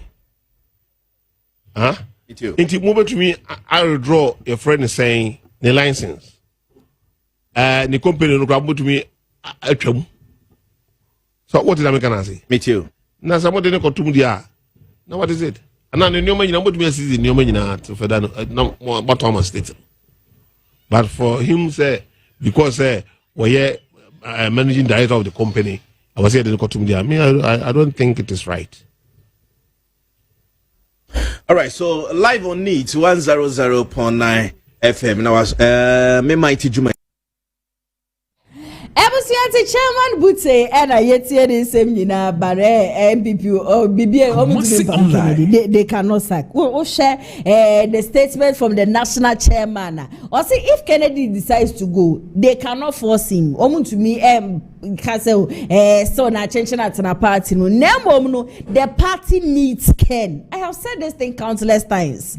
And Kwafona small guests and small boys na sack Kennedy na sack maza who say they should sack Kennedy no say ya catch us pay 10,000 Ghana cedis best support party na ubenya Wabushia kure ni koko ofuo bia wabushia for Japade bia no hono ma wo mo de ba be sponsor party no when ya bre na ate hono na sack Kennedy sa de chi na wakogina yewra KennedyAgyapong ko ina Agyapong ni gate no a hu MPP mpenifu a wo mo mache ebu kotodwe ebo demu pacho se yewra Agyapong mie dan no na wo mo bepa ne chow se mani nko beebi a ebeji wunsem somebody amano 2028 Agyapong o si showdown na akasa no o de be ma mu 2027 ye ne de eguso wa atwenye mu de obeba bonti o de be ba betu dwabia no ye fa enka me mu ye be ka na mu nyina no maso etumi atibe me guest for today na the studio ampaya ebeja me communicators no honorable Pariye no okasa de ma the new patriotic party saso na Michael Opon wono so ekasa edma National Democratic Congress NDC amanyoko no me no mo ene ba betwe enkomo ende Michael akwaba Joso bibi aboko di wacho bibi aboko na so nyame adomo sha se aboko se ya na so Michael di odaboko no nim kasa na hit ne bemu sare dia edok bibi aboko iswadaroba yes mu opposition nyina ze no ko hwa ye de na o ma mi hu Sano mukika de nyankopon. Yes, wo bapa ka bi pa do be sie ni manu menda no just no cry me say. Enya no cry. Mon kai yo. Eya no cry. Enya no cry. Nice evidence na ye de ma me na. Omo bo a e come the boys de nyizu. Amemu we hu be da ye de. E mo di wo. Opposition mo dey. E mo di ntu. O say mamba 2028 dey e be si no. Michael mo no mudi de no. Omo na di de o. Ina ne Michael o ba ye say nya nanka minim say ye waka ye fere say let's do so say. Michael ba ne sa ka ne di ne si. Na wo hwe na mfunu nyina. Mo ni mutu yo. Bia to kama. Ene yes o yini ti kra bia no ko yini ti wasasa ho. Oh. Then to friend Michael say madam pacho my busy me fro back kwa me say hey Michael enyo no a no position na me ne wa o ti me bu ba ba be mu na say abaya o ti me discount eco discount ga no boka de e be de no mu I was here to the guest for today and now mate one more and can yen say mom re no ye be remu straight with your stories for today but mama for gold board de no enfeshas ye enrada and I make catch am say eyade Alexander Afenyo case and what dey say bia ba bonti a watch so kopie mo gold board hono ne dia e kapa just as Sami Jemfi wa no anya accept to the stand say the security man kra no eyade a wapame no e di efru hono and am no so nti no Sami Jemfi ba wonte be ka so upe wo bia wo ye bitter ye papa dia Afenyo case ye wo ye bitter kasa as one no sere na so na just we chi no wa ye ofon fra no just answer ma just Afenyo case be ka ye nyina no nukura bia da enim and Afenyo so ba bonti a wa ba responde to Sami Jemfi said Debbie Sami Jemfi de same nua ketua no I do not hate you. Michael mamiti will take on this issue. All right, the edi kan mechia etie 43 obi bi ode na feed na to Kumasi online TV me den cha kese be ma me papa Yura John Dramani Mahama me ma mi jina no poko agiman ene NDC mpanyifo ni na titiri lawyer Sami Jemfi lawyer Abbas ene Mumi Kaboric. On the side issue we bar out on na Kumasi online. Na me person me can be. Okay. But me won say MPP party they are very stubborn because during the time omode losses beto ye so somewhere around January no. Ye tia wo. Ati ati obeka ya lawyer Sami Jemfi by join news be blast wo hands down. And they were not able to defend themselves because what they were saying were lies. But it seems as a still no more do many SC me bland so I have to say some. You see, no matter how many spirits plumb to a man's death, it comes to nothing unless his personal God has a hand in the deliberation. The desperate attempts by the MPP officials like Afenyo Marken, Abena Hasari, any MPP for no, our person more tarnish the image of lawyer Sami Jemfi with gold board on it won't work. Okay. Because lawyer Sami Jemfi has proven at all time. So he is one of the assets to national development. And as a youth and at age 37 years, the gold board El Shen and Sano, Wama Ghana for any NDC are buying NCNC for. We can testify the marvelous job by Oyen with Gold Board. And because of Ejuma Oyen with Gold Board, the crown, ama NDC are attractive to the youth. Yes, I didn't hear because you say the garden that is beautiful attract many visitors. Lawyer Sami Jemfi ama NDC are attractive to the youth because Yadi Gold Board shining Sano. We heard a lot of allegations, a lot of comment from the MPP claiming that say obi a 37 years there me sure say the Ghana gold shining so obi to my day abon ho ban amne CP, but he has proven them wrong. And I want to tell them that no weapon that fall against him shall prosper because he is destined for greatness. So what you say Matthias yeah that's yeah Enoch this year Moses Sami Jemfi aboka Sami Jemfi so wo moka Sami Jemfi si mu ye bita mo so ma san ba bonti so debi mu ye bita na mo de mo do ni papa inwa ba asa meka san ma me fa akonya we so na menchia Ghana mpanifo nyina Nothing so mention your party na kasa MPP. Honorable Lawyer Kwabena Boateng, Member of Parliament, award you so. MP Ahombrasia for Machia or no so pa wo Jumedia Gusua Wudi. Minu about de dikai, and Sana Mekasan. My answer Davia Trokon Kafa Tro. Okay, a year Ephesians chapter 4, verse 25. I say, wherefore, putting away lying, speaking every man truth with his neighbor. Christians are instructed to replace lying with what? Truth. And Papa Sami Johnson and Saving Katie. On the national chairman, Dima NDC Amanyukui. And then I'm from Cross on Penny on Subidi. Kasemi Mribi. I say, I throw dear a sand and a socks, now have a shower and Kasa. Shre, yeti krumha. We've known Sammy Jenfi to be a liar, so only be on him throw deeper. And him say Sammy Jenfi. When it comes to lying in communication, they are fantastic. When him say what we can throw Krumha main GD say have to Bawumias there. Obedi throw crowd to the extent that and no intro no I would know. And then young throw would disable they protecting a part in Kwan or bomb mining form or say man or mining cock ayonim. When him a drew baby on. Developments be by now the app sanka obe few prepaid say wo ko baby akwasa light akoto light no tina ufi na wa abuboshim na nya wo light akwo be ka che say magana ni bi anye na wo ye pescani ko Bawumias botom ene oba ba mo this outro no ba ba mu wie no na wa be ka che yen say o ye sorry say o cancer asem ne hia Dr. Alhaji Mahmoud Bawumias na ne e outro na ne sa ni pa we na say IMF nya na ya report.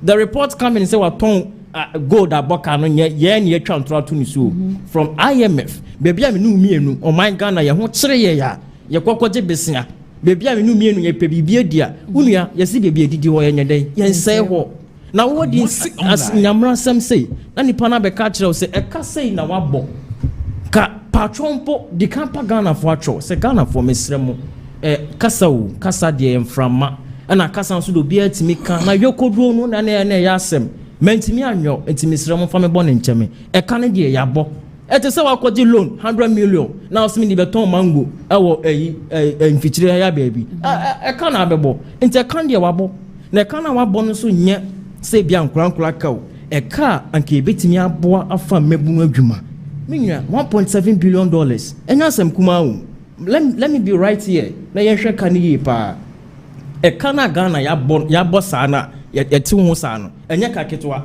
ya boka 1.7 billion dollars. Hey, unim education ministry yentimi amfa a teacher for adwuma oko health ministry ye wura kwabna mita kando e ka se sika ombe hia ya ko metimi asan dia fa emabunu adwuma eye I think about 6 billion Ghana cedis pe says kawe say ye de ma aban no e de says kawe ma Ministry of Health and accommodating employ nurses for mutitifie enya adwuma ya unim say e ka 1.7 billion dollars na say o man Ghana ya bo a ye nya so mfa so ago waste no anka 6 billion Ghana cedis and nke yi free says kawe mu bi de ma eye Ministry of Health and ye fa nurse for adwuma anka adwuma nurse for na ye o say go mutia tax menua ba anka ombe kwa kudigwa wodwama anso and abani be make profit through taxes are osan there ma woman out of it akekamba na we dey 1.7 billion dollars IMF na account enye Afenyo market enye abna ose asare na enye edin obobo yi mu bia MPP official bia na eka ene ye say asem ye dia tools is offer say enye no kra bra select parliamentary select committee na bra be you ho ano na say na IMF account osemenko. Oh, I've not seen Sammy Jenfi saying he will not go. Onye interested in selecting committee no na your committee wo wa omo no ehwehwe sansem ni mu dada. Oh, even yesterday me body video wa ha no matio. Committee are open. Committee no open. No pe parliament house kra mo de mo kra mo friend no be ba. O say Sammy Jenfi say want yes parliament no. E wo mu mienu. Committees no. Ye was select committee. And then a special committee. And your committee and also order that said the Timmy Fro, Sebra, near to 2 secure the mountain and the year. Sa committee no more says carrying $1.7 billion no. And no a move do. And to win special select committee. So on pay. I don't know so on pay chroma and I say Yamami Cecilia Brand and then Saka Ghana for you time Cecilia Dapa. No so penasep. Yanni chroma and I say Cecilia on the next year say Waku years go and I the reports by so I call for buying bicycle. You see fee $1 million. At a one fee and a house made for Nibia Kubia. But shut the Ghana for so mu kruma to the point of Yamamene resigned by force. Obia why you from Kofor time was our government. We are seeing most of facilities are hold the kruma in our Kuna architecture. Kofor time. And 2% chess Yamami way I from this time only $1 million than fee. Okay. Now $1.7 billion near beside one small year town. Okay, obey everybody. I'm a rebuttal. Yeah. Yeah, or can say lawyer Sami Gemfi is a liar. When we talk about lies, Wontumi Bawumia free ho. Because we all know say Bawumia is somebody because of his age, I will not go deep. The various manifestos or the chere Ghana for no. He demonstrate to Ghanaians and say MPP politicians are the people who will give you rights during elections and take farms in return after they have won the elections. So when it comes to peddling of falsehood, hoodwinking the people of this country, is Dr. Mahmoud Bawumia, not lawyer Sami Gemfi. Afi Oka say Gold Board has made a loss. Okay, let's say it's a Gold Board and make a loss. Oko Session 2 of the Gold Board at 2025 at 1140. The primary function of Gold Board is to oversee gold marketing and to generate foreign exchange for this country, to foster macroeconomic and to ensure a national economic stability. Gold Board, since its inception on 2nd April 2025, within 1 year, you generated foreign exchange Ghana 10.8 billion. Just 1 year. Just 1 year. Please let me talk. When you were here, I kept quiet. You can't just be mentioning figures like that. My brother, when Edru he wants to know. Maybe he wants the amount. Yeah, in dollars. In dollars. You make profit of what? 10 billion. Why don't you let me talk? Why don't you let me talk? Within 1 year, you generated a foreign exchange 10.8 billion. Emma Ghana. Obekaya, omude policy be by gold for oil policy. What was the primary function of gold for oil policy by? To ensure a national economic stability by reducing dollar or moma fuel prices above form. Ask him for me, say at that particular moment, no economic stability, net say. Ontia, and according to the World Bank African News Post report, about 850,000 people pushed into poverty at that time. Ontia, and inflation, omukukuri free 15.7%. As in December 2022, according to the World Bank African News Post report, do 54%. And out of the 54 countries we have in Africa, Ghana was the third highest at that time. And then, Motieka a Gold Board and make a loss. Okay, let's take it a Gold Board and make a loss. And then, share economic stability. According to our economic sector, Mufrisu in 2024, it grew by 5.3%. By 2025, it grew by 6.3%. And according to the Ghana Statistical Service, as in February 2026, it increased by 7.7%.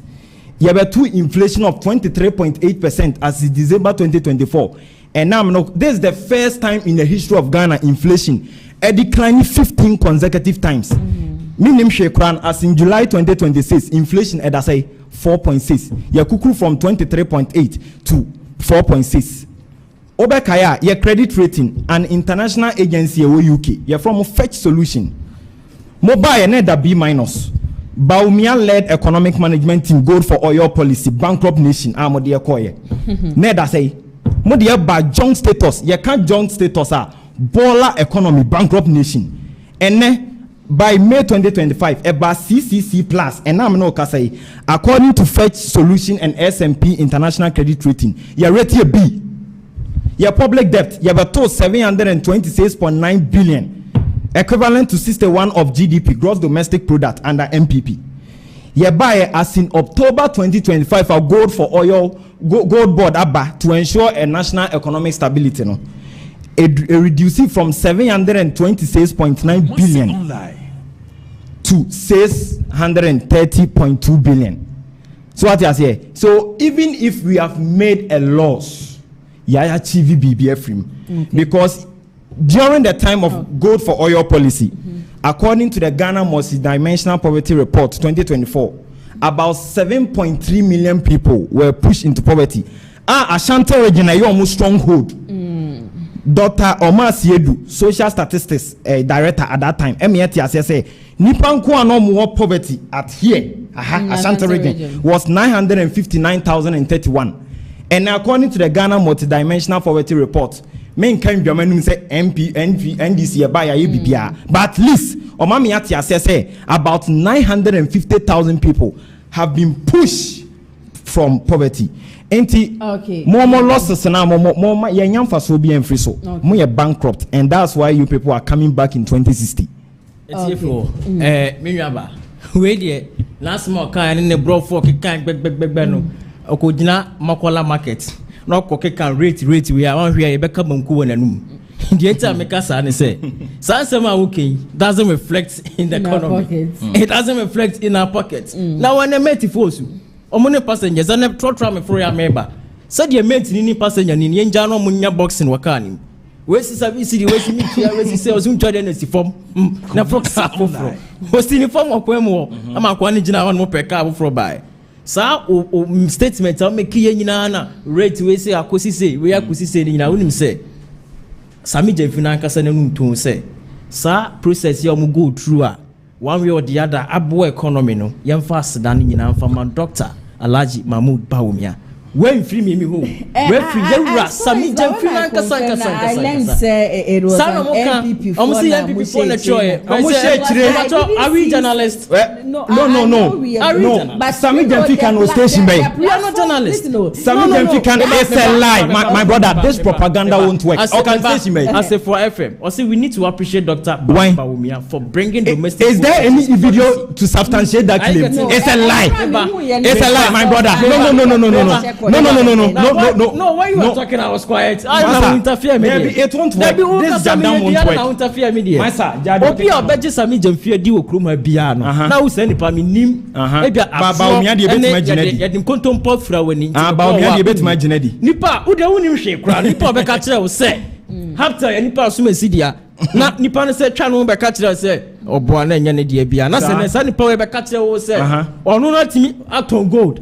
Ama enya fa so 10 billion. And no mampani epe $300 million. Eja fund free SHS. This is Yakobo Besia. How true is this? So it's not true. So can you substantiate the claims? Oh my Ghana yetia. Here $10 billion. Ewo maimuha. Na see Yakobo Besia $300 million dollars. Na answer they are funding free SHS. What was bisa was na $10 billion. Is it a lie? $300 million. It should tell you it's a lie. And you want $10 billion. And yet you know $300 million. Say you have funny free SHS. Free SHS. Yeah. You have Bobby Sian. Yeah. Bobby Sian. Money si can yeah. That's what man. One Bobby Sian. Or man let me. $3 billion. Or my $10 billion. Na say you sign $10 billion. Nya kwoti $300 million.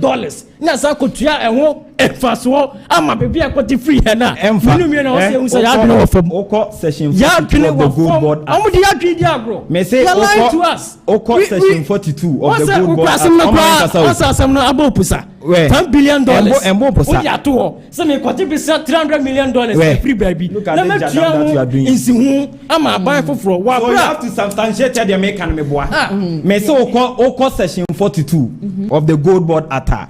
You publish it, you report baby. Since from day 1 to 8, go and check some. Go have you checked? To you, they can publish. They can publish it. Have you checked it? Mr. Dr. because Sami Jemfie has lied before. Before say everything now. No. It's not that he has lied before. Have you checked? The evidence I have now make us say IMF which say ya boka $1.7 billion. Very good. And to say we see Gold Board in Yamfaso $10 billion. Wait. But then again, I think that this whole thing can be made short. So whatever committee be able to study after Sami Jemfie, he should be ready. That's why he told them say more parliament. Yes, catch on some parliament. Na ain't funny actual some manembra. Yes, umbra. na yan question mba so hwa abna osana mo kan no info hwa ni na mani si ende na oka den ende na seme na oka definitely so we are just waiting for him. Yes. Now even if I was not justifying or joining how much more parliament you go there you can make it a loss. Join news in the parliament or make it lost. Never join news in the parliament. Make it lost. I'm telling you. Make it who the media station never compare parliament. I guess you. I guess no belts. Ghana for $10 billion. Yes, you are about $300 million. $300 million. And I make sure say you publish it, you report now on your website. So go and your calculations for on your $10 billion. But you are about $300 million. Okay, so we just wait patiently for committee. They say about on Sadia first semi-joint. They didn't know more. So when you know, Bibi, me friend come on, Robert Sanama Pensen in your mood. Eddie Amamu, Yera and Semini Mudia. Nacha say, I am now your official petition receiver at Jubilee House. Nanaya Jantua, NPP, Mohau name Nanaya Jantua. Oh, you need how with Nanaya Jantua. Okay. I saw a presidential staffer. But the Jubilee House, yes, presidential staffer. Also, cry where way office. Julius Debra. On one side, Jatum is on a petition receiver. Yeah, problem was not say, Biana, Jantua, Bejan, that was all the problem. Okay. Now, Uti, the honorable leader, minority leader, Krakaya, not or expect to say petition see a diabano. And no one was in Kabian Kebabeji. Only I think you can being count and officials being count now come on Rambeji. And Uncle Bassa. But when it's not the first time maybe so what I say? I say Afenyo Markin said did not did not them. Now say even Pomiamba. And ye MPP for ne respect ye unsuru nyame na nyeme bi wo ho a ye fa ye husemu a anka ade a ye nua ba ye de wa ye ene nobody ene say ye catch say we useless there na ya we useless yeah. This woman sat on TV in some na one come for President Akufo-Addo yeah na we videos no in some come for President Nana a very good man when it comes to criticisms very good. Unim obian kase men criticize aban but making sure say constructive. Sure. Say aban kra odu ebi na say one criticize no or achia. Penifo kra say the otimi nim say nechi achia. But say who make you on constructive criticisms about someone to the point of the personal lifestyle. Now me metia who be say one thing about president our life is personal lifestyle. Me but when it comes to leadership we're very poor. Very, very poor cry. That's me media no. Okay. Enti nana ya Jantua no obi ni problem. The Afenyo Markin squad can say or can be to radical here and I say or can be so the good nenuma and say no fi. The mum na in some our conscience say Oban Kape obi kan on nene bra. Hwe omo kwa petition ama Bank of Ghana me nim bisa na wa demonstration bisa. Omo kono Bank of Ghana no petition equal. They were expecting the governor of the Bank of Ghana to be there at that time. They didn't even give the petition to the person who was available. At that time, I'm catching man is a man here nobody. Or no be a man is a background noise. I is a lawyer. And a lawyer no in action or sign ex security personnel. And tina whom GM na Bank of Ghana for our friend. So ni nim do wo efa bambo hu sen 17 ombra no meje Bank of Ghana. And design power kwa jimu petition. Mutimi reject some for petition in mano. Why? Because mo pe governor nankasa the Bank of now the governor no ya Denise was on beji petition. Now the catch say we nobody awega. Okay, Michael. Yeah. Answer me TSC this issue no so no. I was correcting on your maybe now or kase gold board generate 10.8 billion. Oh, me kak it webi. But I want to tell him say if he have read the gold board act. Gold board no say brought up. Oh, if you have read the gold, my brother, if you have read the gold board act section 42 2025 at 1140, all our audited results, our reports is there. So you can go and do your calculations there whether what we are saying is true or not. Okay. So what I say, we base our things on facts, not claims. The all any claims, any facts. Thank you, Masa. Ya boka. You are Kennedy in the car. Or can say me say or say President Mahama personality bar na just like a bad leadership or your poor. Or call MPP party anymore. When it comes to leadership, it's very poor. Senka omo ewo good leadership nka party ni mu nchemi ensam. Number 1, your MPP party na kasa oho. Party mu ache 6, your KennedyAgyapong call for, your Bawumias call for, your Kofon call for, your Alan call for. Party a imu asa che eko afrafranto. Party a san call for na asa ko good base. Into mono like money system nim. Into when it comes to leadership, you people should just shut up. And you can say mubi mano krakasa. NDC. When we see imu ache. I didn't hear. I said the battle of the grasshoppers is the feast for the hawks. So what I say, people are more the same group, no. Say intawantawa bomb ntema emma. Outside people, no, enya a benefit free. Mu division him. Inti I said the fence that is weak attract the goats. Muni mueni na anomato to papa so sa na muti opposition na mo beba 2016 no. Inti mono about those things are you people should just back off. A bad leadership am we poor. Nana Janto asemi. On say tembia about democracy. I don't want the situation where in paying for me, now they will be doing exchange of words. So what you say? Yes, say words are like bullets. Once they escape, you cannot catch them again. So when sometimes you are making a statement about somebody, you must be very meticulous, very careful about what you say about the person. Nana Jantwa, as a me ano can say, what did you kufu ado atemano? Me, I will not sit here to lie. It was true, but that's too wrong to make it right. The fact is, Nana Jantwa, a year no, Edidi Akufo-Addo attempt from 2021 to 2024 there, but doesn't mean say me Michael Obama nasa Afenyo marking. ASM Sumikoka say he's nobody. Yeah. It doesn't make sense. So what you say? So as respectable citizens, we must respect each other for peace. You see, two leaders does not stretch their tank in public for the sake of peace. So what you say? Enti tembiano. Momon penyufo momo na mudi anim. So what you say? Enti mu ye bibia e wo se mu ye bibia in according to said the be ma youth ni enso ye de ye besua bibi. But remember, because we must all remember that the footprint of the ancestors will always guide the wise. Enti dia mo ye no ene ye be den ye be di akiri into everything. Okay, yeah, last and final topic for discussion. Beckham, you have abandoned major promises upon Komatau's NDC government. 7 stadiums, 600 ship compounds, 24-hour economy. Muba bemu nyinano. Yemfa ye. Ona meba. Mo boshe no. Where I can just 5 minutes. 5 minutes. Oh yeah. No so ba you. Topics ni nye. Well, topics ni nye. Onu ho. Makelo jadam ni na. Makeli ni na. Jadam ben we raise our go scot free. Yes.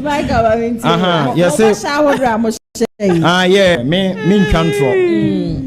They say Yera Malik tell you Kojina baby say about 1 year you fulfill all year, you know. I was very disappointed in him. Okay. You shouldn't lie to the public. And never to you go to so what you say, you shouldn't lie to the public because although there are some promises I yet made this so baby or high intimate this so you must be fair to the people. Okay. You see, presidency is a serious business. So when you are voted into power, you must not take the people for granted. Sure. Because 2,220 days, which is 8 years, Ghana forbade me the 1 day as you form. And it's a wunya platform, and you are being said because of politics in tea. Oba be control a hoodwinke the people of this country. As I any MPP IAP. Yes, adiano. On say on. Yes, truth is like a surgery. It hurts, but it heals. But lie is like a painkiller. It gives instant relief, but has side effect forever. The wakano, ebi abe free say, oh, me dem can we intimidate. That chibinu yebe use against you. So what you say? Enti mesre ye papa Malik Basinteli. Send one kasa di ni biem. Because 1 year you know, me kasi ya dini na so. At least we have done far better than the MPP. 7 stadiums ni nye. Mekano kre. Nye. Censorship compounds. 24-hour. Enyanye stable. Me, I will not lie. I'm one of the finest communicators in this country. I will not lie to the public. So what I say, I will not lie to the public just because of say me NDC na MPP ninti. So what I say, anywhere, simple. That inti san yoma we na me pese online. Me various communicators. So when topic be say about Bontia, they shouldn't lie to the public. The anyone and meka emegu when him say because gu when him say all say within or reputation wasifo na enye pimpanyifo no mo ho no onu otwanto no wi a osole kwa on fa hu bi mo o na be face the consequences no. And in the world of politics, and yes, he who trace in pepper should not put his hands in his fingernails. It's very dangerous in the realm of politics, no. Is very dangerous because everything you do today, one day you are going to face for the consequences.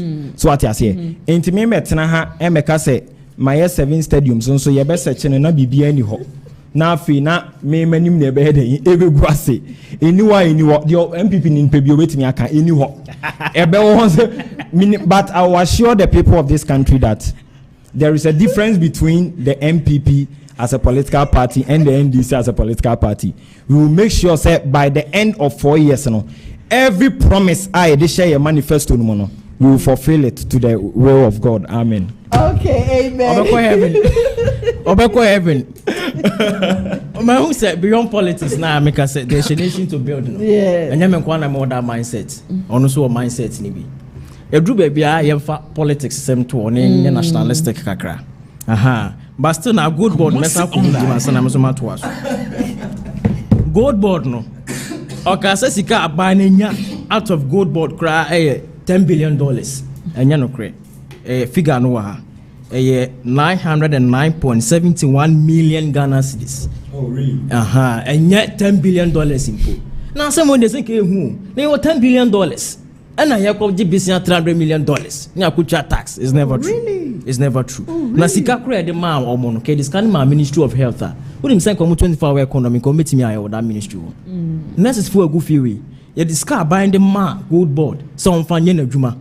That is seed capital the ma omo 5.44 billion Ghana cedis. So sika we can share who the kakra pone kakra my education ministry. And how the kakra so ma health ministry wa me come to South America 24-hour economy ke bia ka wetimi ayempo ama betimi aka say oh nurses for ni bi kwa adwuma ni ade but he couldn't do it. Oko City News this dated 24th June 2026 or say gold board generate over 10 billion from gold purchase in 2025 in the adena we control me crowd massage o station be na kan wan sebo.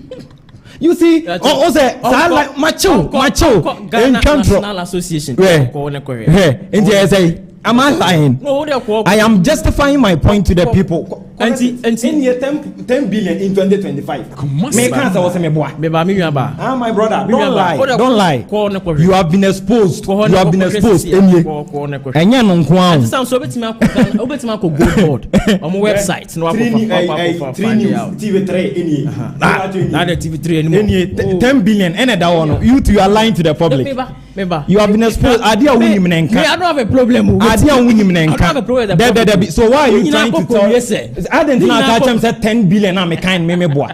10 billion is this country. Gold generated over $10 billion US. And also to your control. And small scale gold exports in 2025. In 2025, 1 year across operations from January 2025 through May 2026. You get it? Don't lie, my brother. Don't lie. 5.843 metric. Don't lie to the public. Of gold, totaling approximately $10.8 billion US in total foreign exchange. You now see the difference between the NDC and the NPP as a political party. Now, surplus of 5.45 you see, you have been exposed. Ghana cedis for fiscal year 2025. Economic and financial report. Thank you. Economic and financial report. Yes. So Okay, line. okay, I'm coming.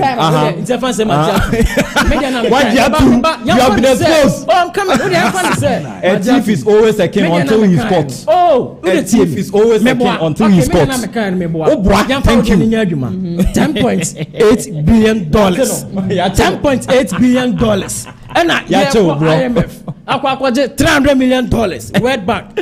Financing free SHS. Now, Ministry of Health. We can say how many times on IMF? IMF, how many times? Yeah, entity be generate $10 billion. When now go for oil policy. Did you say 970 million? Yes. Okay, I think that one is Gold Board generated 970 million in non-tax revenue. You get it. So there is a difference. You must know the difference, my brother. I'm coming. When you are coming, do your text well. Do your text well. Let me read from Gold Board. Profits made by Gold Board. Don't try to justify yourself. You are just wasting our time. From its core operation, the most meaningful figure. I was talking about foreign exchange. Look at what you are talking about. I'm talking about foreign reserve. It is two things. It's two things. I'm talking about foreign reserve. But what he said, the 10.8. Madam journalist, now want to I know 10 billion meboa. It's what? You have been exposed. 10 billion. He said 10 billion. Foreign exchange. Foreign exchange. Yes, that was our function. Exchange. That's what I'm talking about. I am talking about the core operation, which is the figure. I'm specifying meaningful, which means that the fact. Last topic in the one cash. So I can't talk about it. Just 30 seconds. Okay, let me talk about it. One, NDC they have nothing for this country. Okay. One, I'm promise I'm kind. I'm dead. Semi NDC ni ba waja tum so mutimi nya ba kokora. De pa. And a 24-hour economy. Now you core campaign message at the markets. So what you say? Polytank a hold on yes on Bema Kukwekuya for Polytank in Papai. Area chi.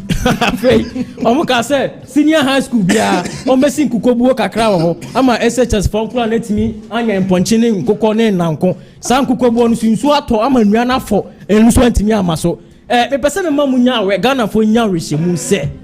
Nipa mo betimi amanyo ko oba aban mu a otimi di mfasode ba ma mabunu nyina ansa timi ka NPP aban na mo nya abotre mai 2028 ye beba power ni abeji o ma free nkwansum ya ye nnuanu asan de o mawura ma yetimi ton sika kokko san boka sika kokko ni aton san boka sika kokko. Okay, Matia Michael Meda was so and Enoch Meda was where the ma beni say nyame ya do de to aba no na various headmasters no obema wo mu sika wo ponche politics there. Yes, get to make comments ni bia ba. My brother NPP man, please don't follow Bawumia because Bawumia is a liar. He lies too much. Don't let your NPP people deceive you, please. Be like KennedyAgyapong, always truthful. You see, shame unto you, NPP, never. Okay. Now I ask, what do you know Ashanti women have cares Badu Kobi when they go to washroom? I 100% Ashanti. How can you insult my mother, innocent person like my mother? Next time, okay. Ken Oforiatta was born in Ghana in his youthful days. He has run away to Obiman show NPP there. They are wicked. I think say comment in here. Everybody please, who is the former CEO of Gold Board? The former CEO of Gold Board. Gold Board NDC for by Yaneja Womu Ekreti Honumti. There is no former Ibia de Gold Board. And do you know all the NPP NEC members in their corrupt case is in the hands of KennedyAgyapong? If they try a move, then they are naked. You yatia. So far, I think say comments maybe Ababanom. And I may mama kai and unfortunately to me streaming live on Kumasi Online TV. That day you know I can say oba Kumasi Online TV na you streaming ya subscribe to channels na kanin na no. Oko Thick TV ya streaming live e wo honom saso and a friends of Ken so you streaming live for honom. You can also join us from Mondays ekosi Fridays bia e wo Facebook Thick TV Facebook Mondays ekosi Fridays bia no 2 p.m. ekosi 4 p.m. about 4 p.m. kwaya na me be phone lines no. E de tumba unfortunately minutes no mentimi NBA phone lines no amfa to me shemo bosa nyame ya adoma echina eyade a maybe phone lines no ediato mo amode madwenche ba ye nyina no KennedyAgyapong nyankopon enhira mu nyina ye papa jume ko biada roma ena me di showdown jumedie no ebeso mo eye Danis garage ope kati apato dia brabe hu Danis garage ane brabe jo de say Tacoma V8 Land Cruiser ne de keka ho nyina no wo mo ewo bi ewo wo ma share Monday sa ko Saturdays na no eyade a wo mo eye ejuma obetumi afre wo mo anaso obetumi so aba wo mo echira obetumi aba baby o mo showroom no wo eye Kumase Askwa Community Amas ena edi inhwenim 0550623377 obetumi afre eye Danis garage ewo number ya mabobosue ede amasaso na police bar for so eso masia ne betumi edi dwumedie ebe show bobo sha hodro ajese ndc amanyoko no abema wo mantumi ndi so 24 hour economy and na to nsuom no wa woni adwuma ye me patro international ntwen kase bia wo twen se ndc fo ebe ba be 24 hour economy no wetumi nya bia ye de bi twume ka kopie mu ewo misi aba center mrom Kumase kona kwaje police bar mi bi na bra beton ye jese nkuwe eye kama na se dia manfo ani je ho no hu se ye wechi na mu etutu se ye usisi se ye okotodwe se ye wonsa utimpo ye ya wote kakra bi na de fofa wo ma so trust me obetumi adankasa mo so aduru anajo anajese mo sasa braba no be prayer wo mpaso ano wo so nya bi na de massage ho ade chekura na akokọ okokura enya de a obete mo pe ba akumienu miensa bi ato akopie mu ewo any pharmaceutical shop and as a chemist shop bia na kwaje odie 0244582993 ubetumi afre police bar me pay for number ya mabobosui e de ama wo mobaje social ko mamida production team ni nyina say hana ATP sama hodo eba won krata ni mu no wo de besom yensa so e na camera any MC radio sapoma na afe kwajo ye bo wo msanu adwuma na twegu ye me amsele adwuma di dwuma di ye besom medi ene nana ya se wo nyame ya adoma echina exactly 2 p.m. Ubetime share me with Thick TV, First of Ken TV, and Afenyo Kumasi Online TV. For now, I need to stay safe.